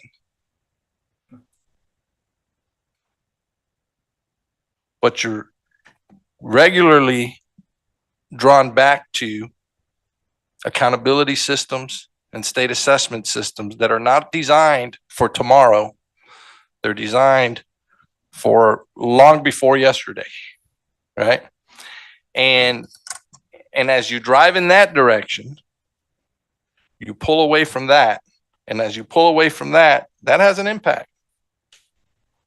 So I do think that from the federal level to the state level, that aspect of the educational systems needs to be reimagined, needs to be rethought, because as long as you're beholden to that level of innovation is hard to get to in a fast pace, I should say. May I? Sure. Okay. So theoretically, what I've seen work very well in execution is you don't desert what's behind you and what you're proving it. What you do is you take a satellite or a pilot in a much smaller group and you experiment with them. And that's what I'm proposing, because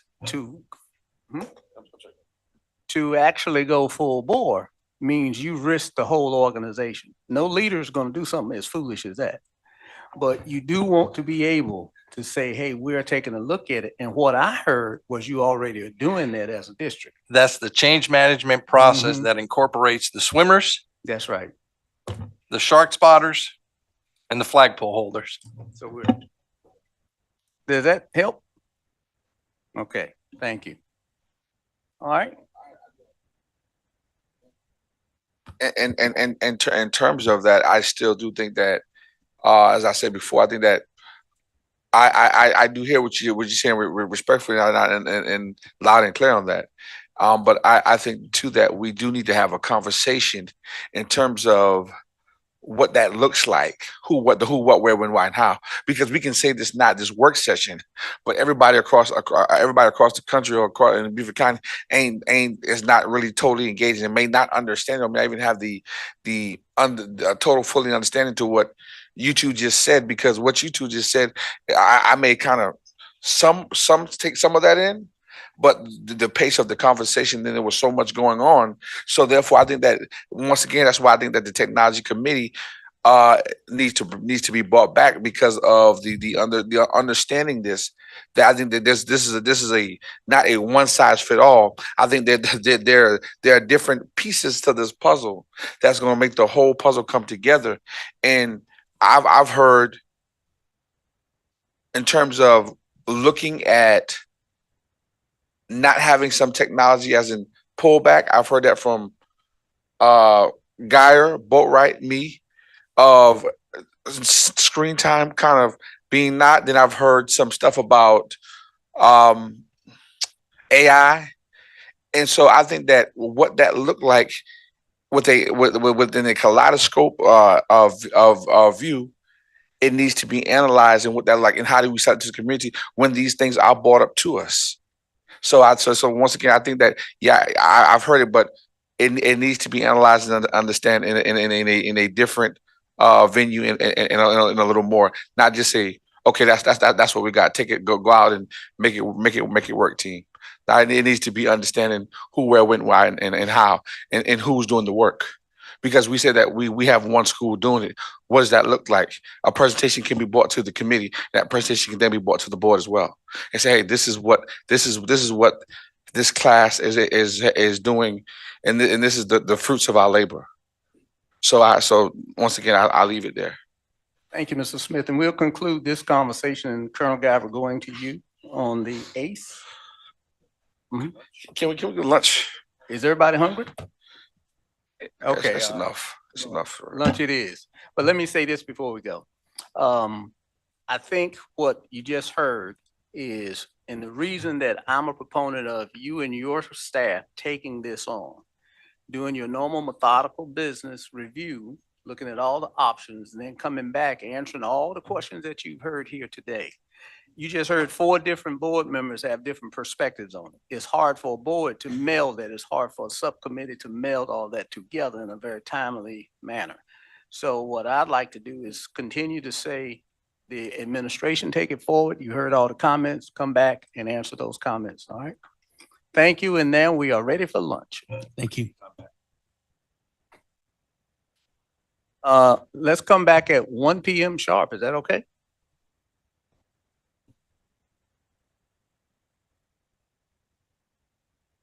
The recording has stopped.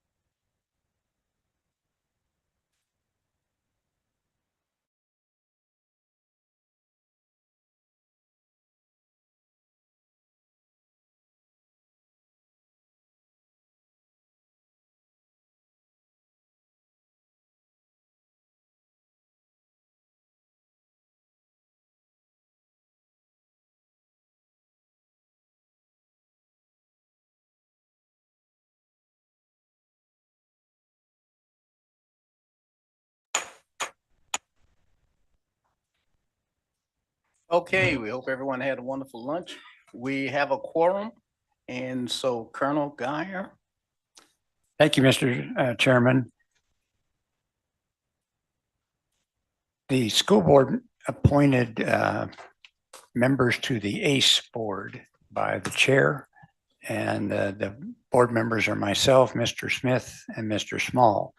I was not able to attend the last ACE board meeting, so I met with Dr. Michael Lavecchio, the ACE superintendent or ACE director, on March 19th, and to prepare myself and to brief the board about what's going on at ACE before our next meeting, which is on April 2nd.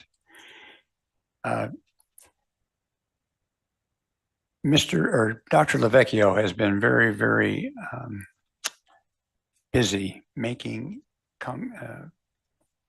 different visits with the schools in Jasper County and Beaufort County about his programs. Because of that, he's right at 96 to 99% fill of all his classes right now. His high attendance is also helped by he has very, very low discipline issues at that school. Now, he's getting a lot of support, and he gives great kudos to the maintenance group. Said that you've done an excellent job in supporting the school. The board may not know or may know that the state superintendent has visited that school twice within the last 3 months. First time for a general orientation, the second time to get her hair done. So that gets a lot of visibility for a program that was voted last year as the best of its type in the state. We've also had, he reports great results of his students going to different state contests for showing tasks for individual courses that are taught there, technical hands-on tasks. He's got a 97% student placement rate in Perkins indicators, which is one of the major ways of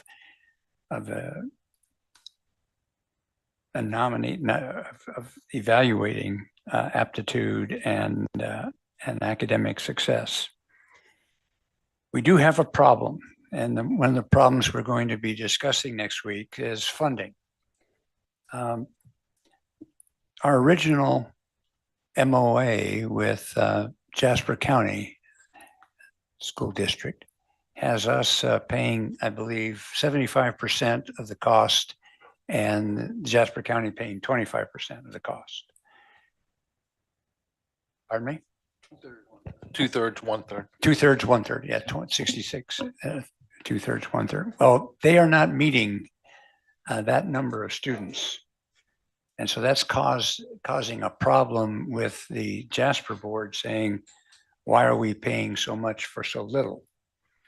And it's not because they don't have room for them or they don't accept them, it's they just don't supply the students.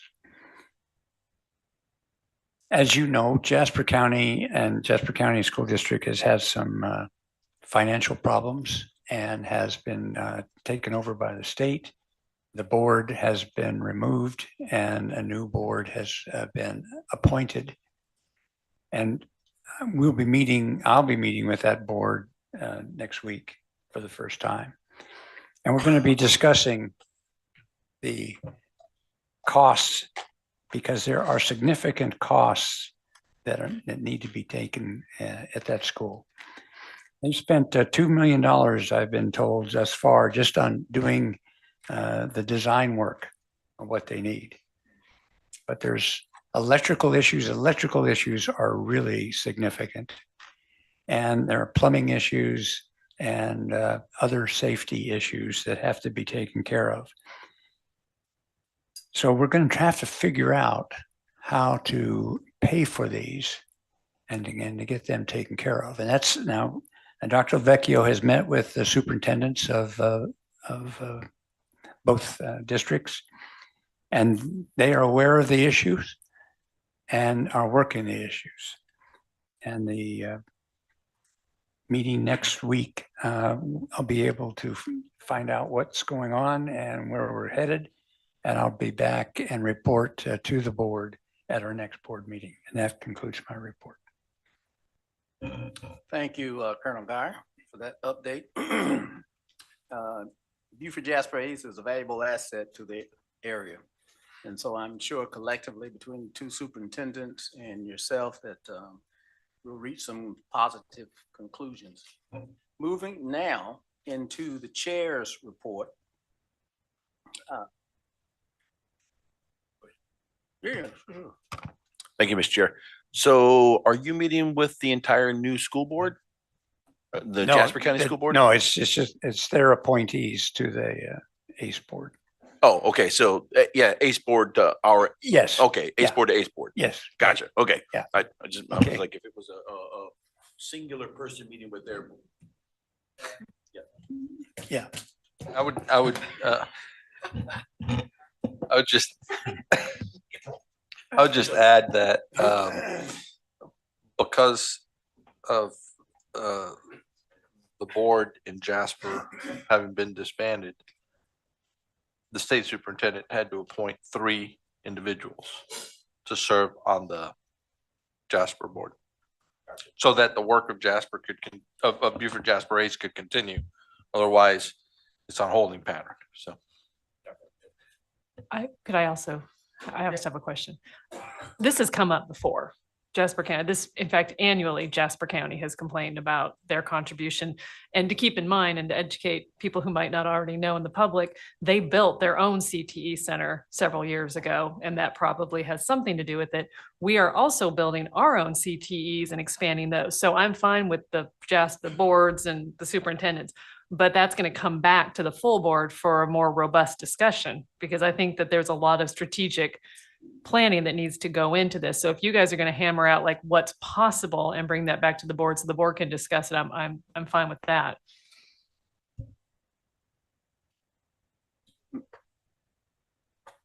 I was wondering, well, first I want to say, I noticed that, Guy was, bringing the update. Did we have our first meeting over on the ACE board? Because I was not aware and I wasn't saying anything.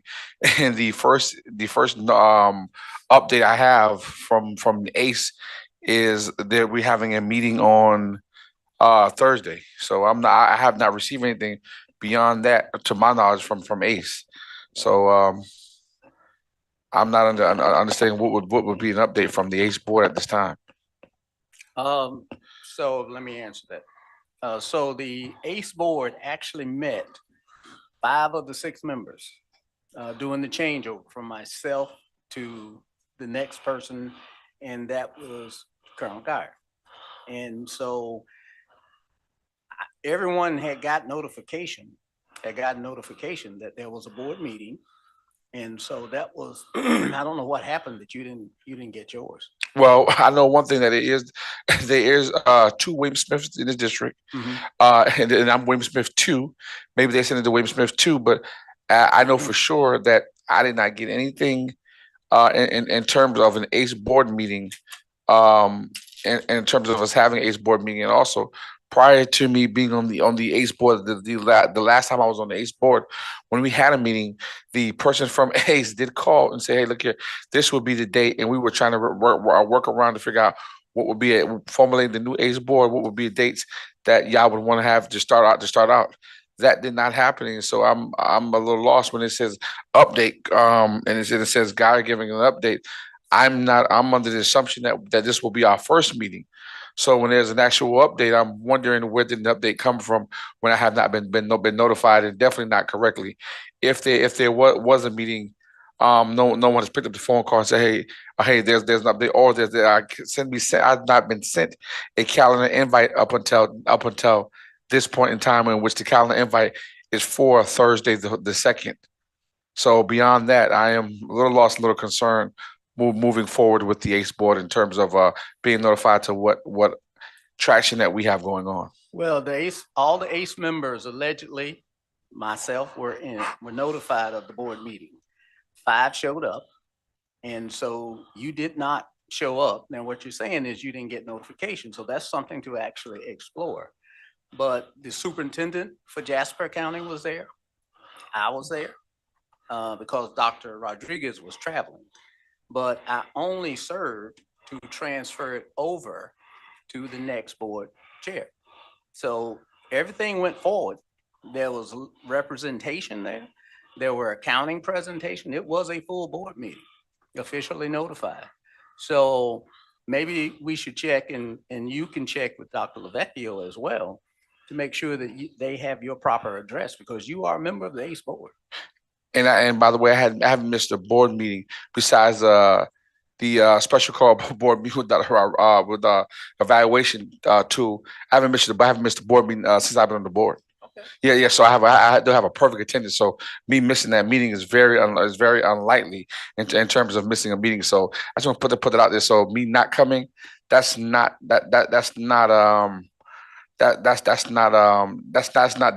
not normal for me. And I've never missed the ACE board meeting, by the way, when I was on the ACE board meeting the first time. And I was very surprised because I know how much passion you have for ACE. But again, my role was to transfer it over to the next person. The board, the 5 members voted, that's all codified. So properly administered. So you are on the board. So I would suggest you stop by and make sure they have your right notification. Absolutely. It's horrible. Anything, okay, so going with the chair's report.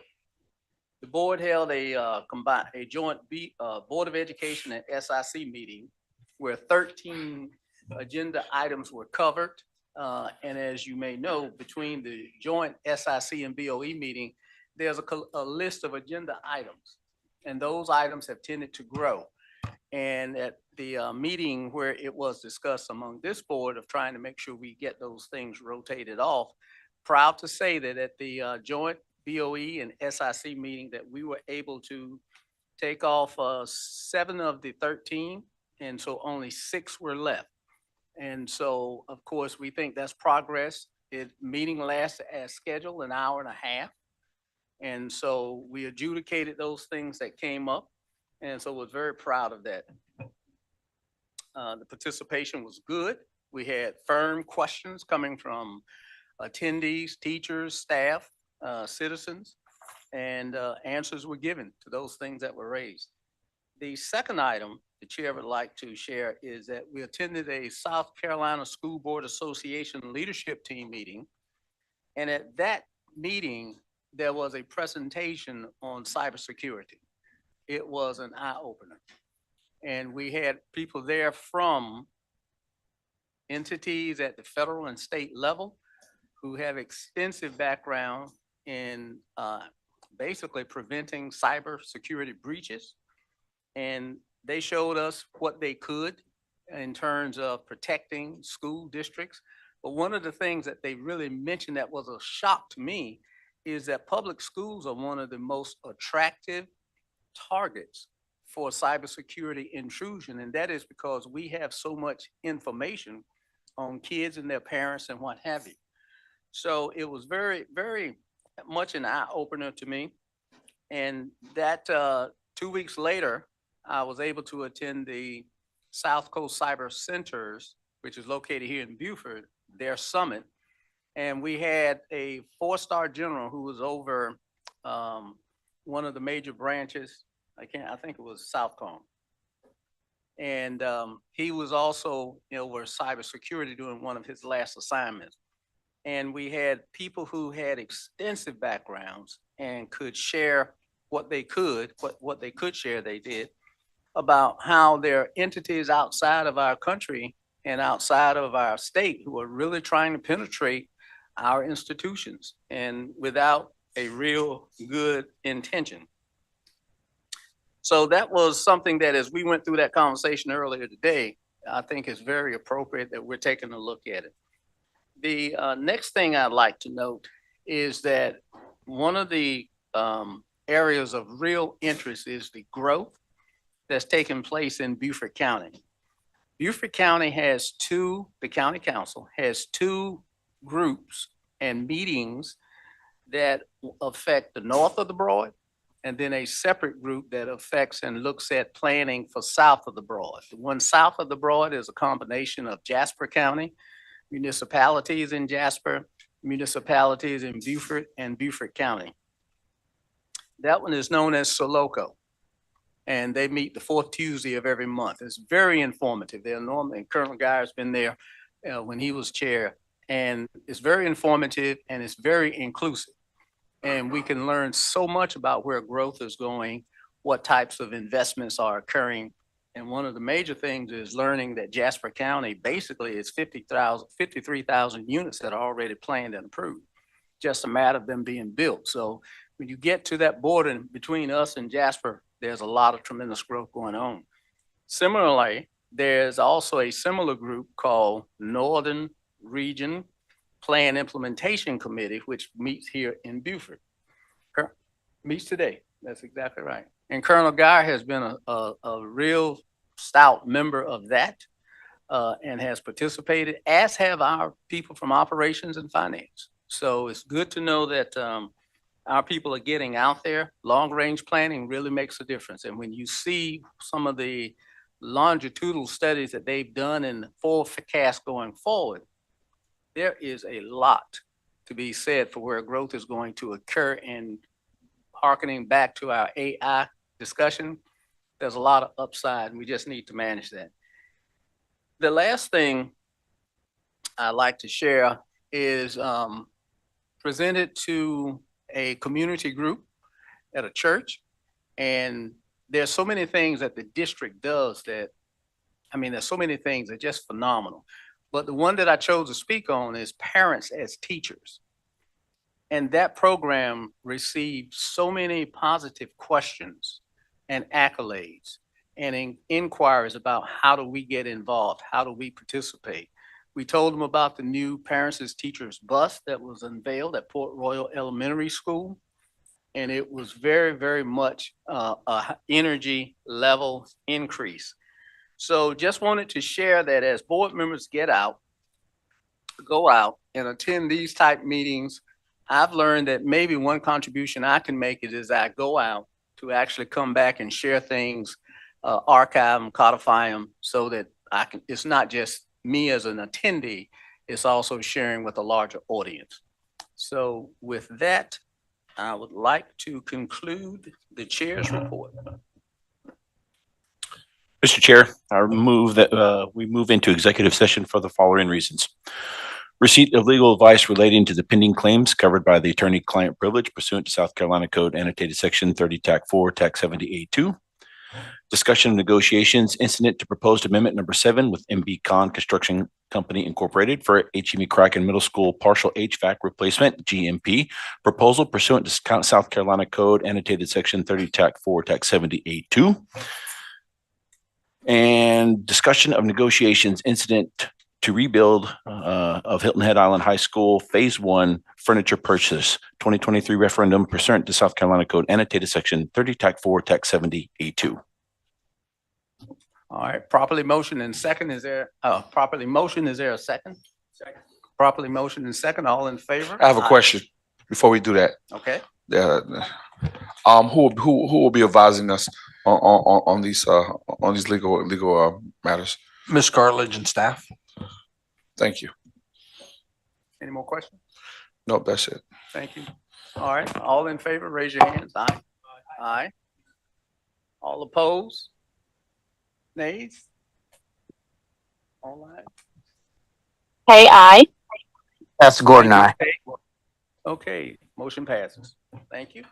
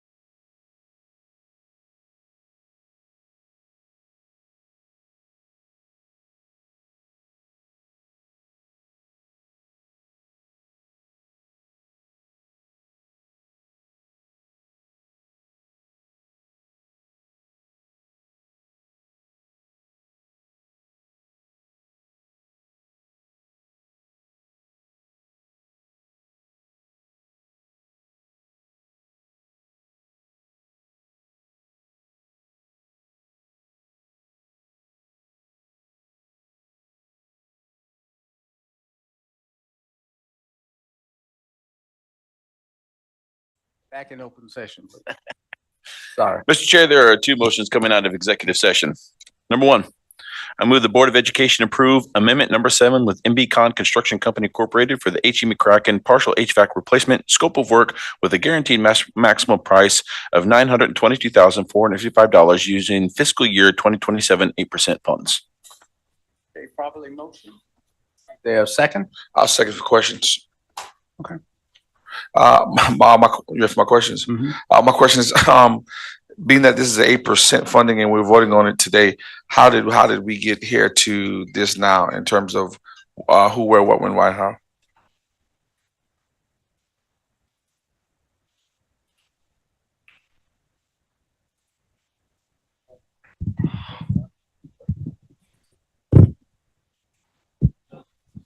Yes, sir, Mr. Smith. So this is FY 2027 funding, which means it would have been approved last year going through the operations committee and the board as an 8% project. So does that answer your question?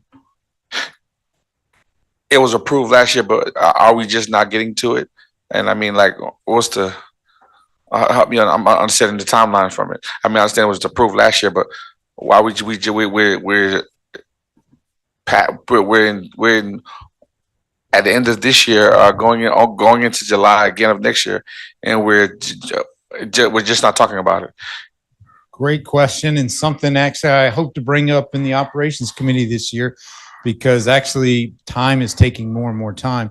But basically, so in April of every year, we bring to you the 8% list.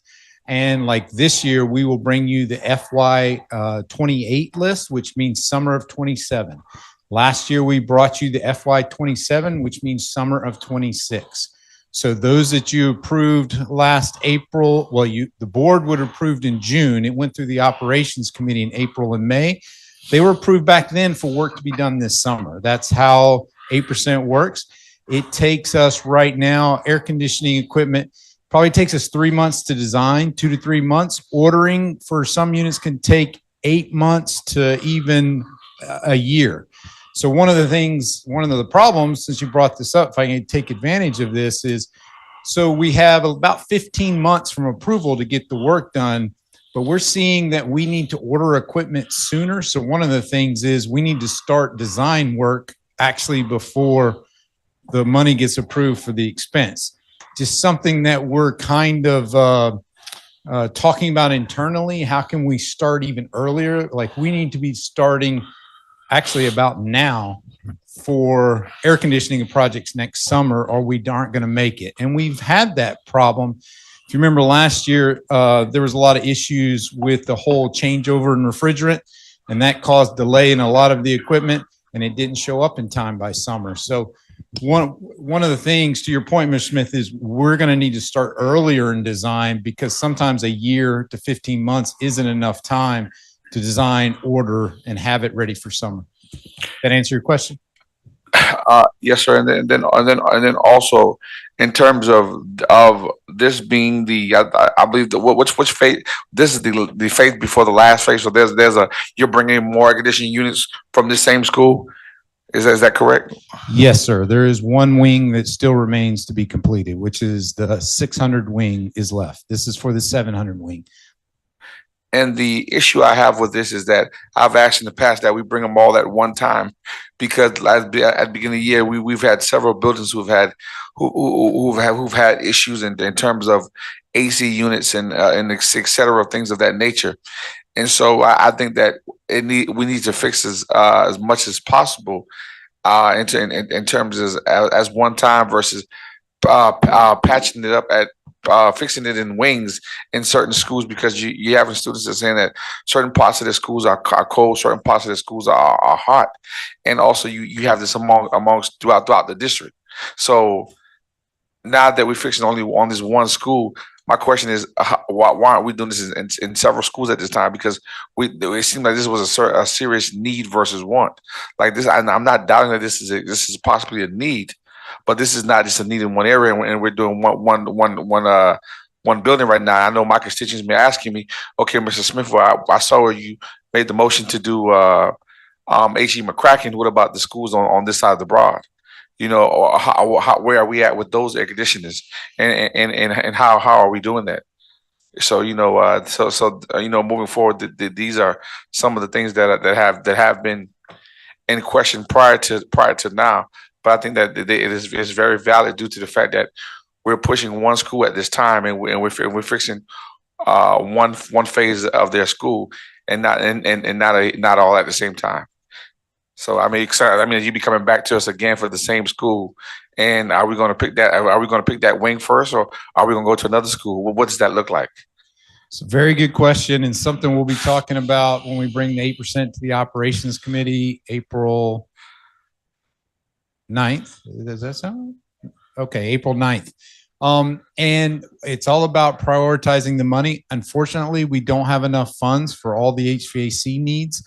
So we have to prioritize it and also look at what we can schedule in the summer and realistically do. Those are barred units, and I don't remember how many classrooms are at H.E. McCracken, but you may be talking about 30 different units, and it's hard to get all that in the summer. So we had to prioritize what we have funding for, what's in the worst shape, and what can we get done in the summer. I would love to have all the money and funding to do it all, but that's just not where we are. So it's safe to say that the book that you pass out, that's very intentional and tells, you know, basically what we're doing and what it looks like the economy, an basically an autumn list of what needs to be done. Do we not have that list in that book about what school should be done next and what that look like? Is that workout not in that book? Oh, yes. Well, it's not in that book, but it's what we'll bring to the operations committee April 9th. Thank you. No further questions. No problem. Okay, it's been properly motioned and second. All in favor, vote aye. Aye. Opposed?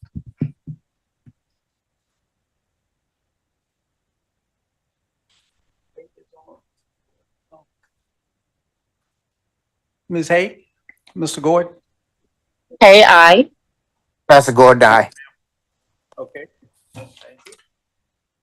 Chair, second motion. I move that the Board of Education approve the purchase order from New Idea School Supply Company for the furniture purchase related to the rebuild of Hilton Head Island High School Phase 1A, which includes the new 3-story building addition for a total amount of $1,547,649.83.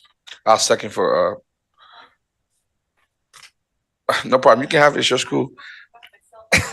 No problem. No problem. I'm a team player. Get at it. What's your name again? Okay, all right, Yes, so it's been properly motioned and second. All in favor? say just a aye. quick question Mhm. before we do that. Just understanding that this was budgeted prior to today. That the money that's coming for this has been budgeted in the referendum.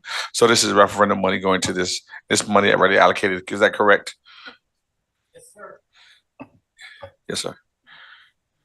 Yes, sir. It's within the budget, and we're ready to go. Thank you. So listening to the taxpayer, I'll definitely support this. Thank you. Okay, all in favor?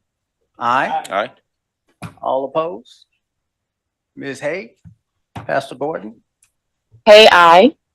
Pastor Gordon, aye. Okay, that's unanimous. Mr. Chair, that concludes all business coming out of executive session. Thank you. I believe, Mr. Chair, I have an announcement. yes, I'd like to sure. make. Mhm. Last night, May River High School hosted the annual BCSD Honors Choir with over 135 students in attendance and a full house of parents and guests. Students received a standing ovation for their performance yesterday. Congratulations to our schools, parents, teachers, and students. Outstanding. Well done. Everybody Okay, has at their table was a BCSD Student Art Show Director's reception on Friday, April 24th. and, okay, fantastic, fantastic. All right, and unless there are opposition to adjournment, so by unanimous consent, thank you all.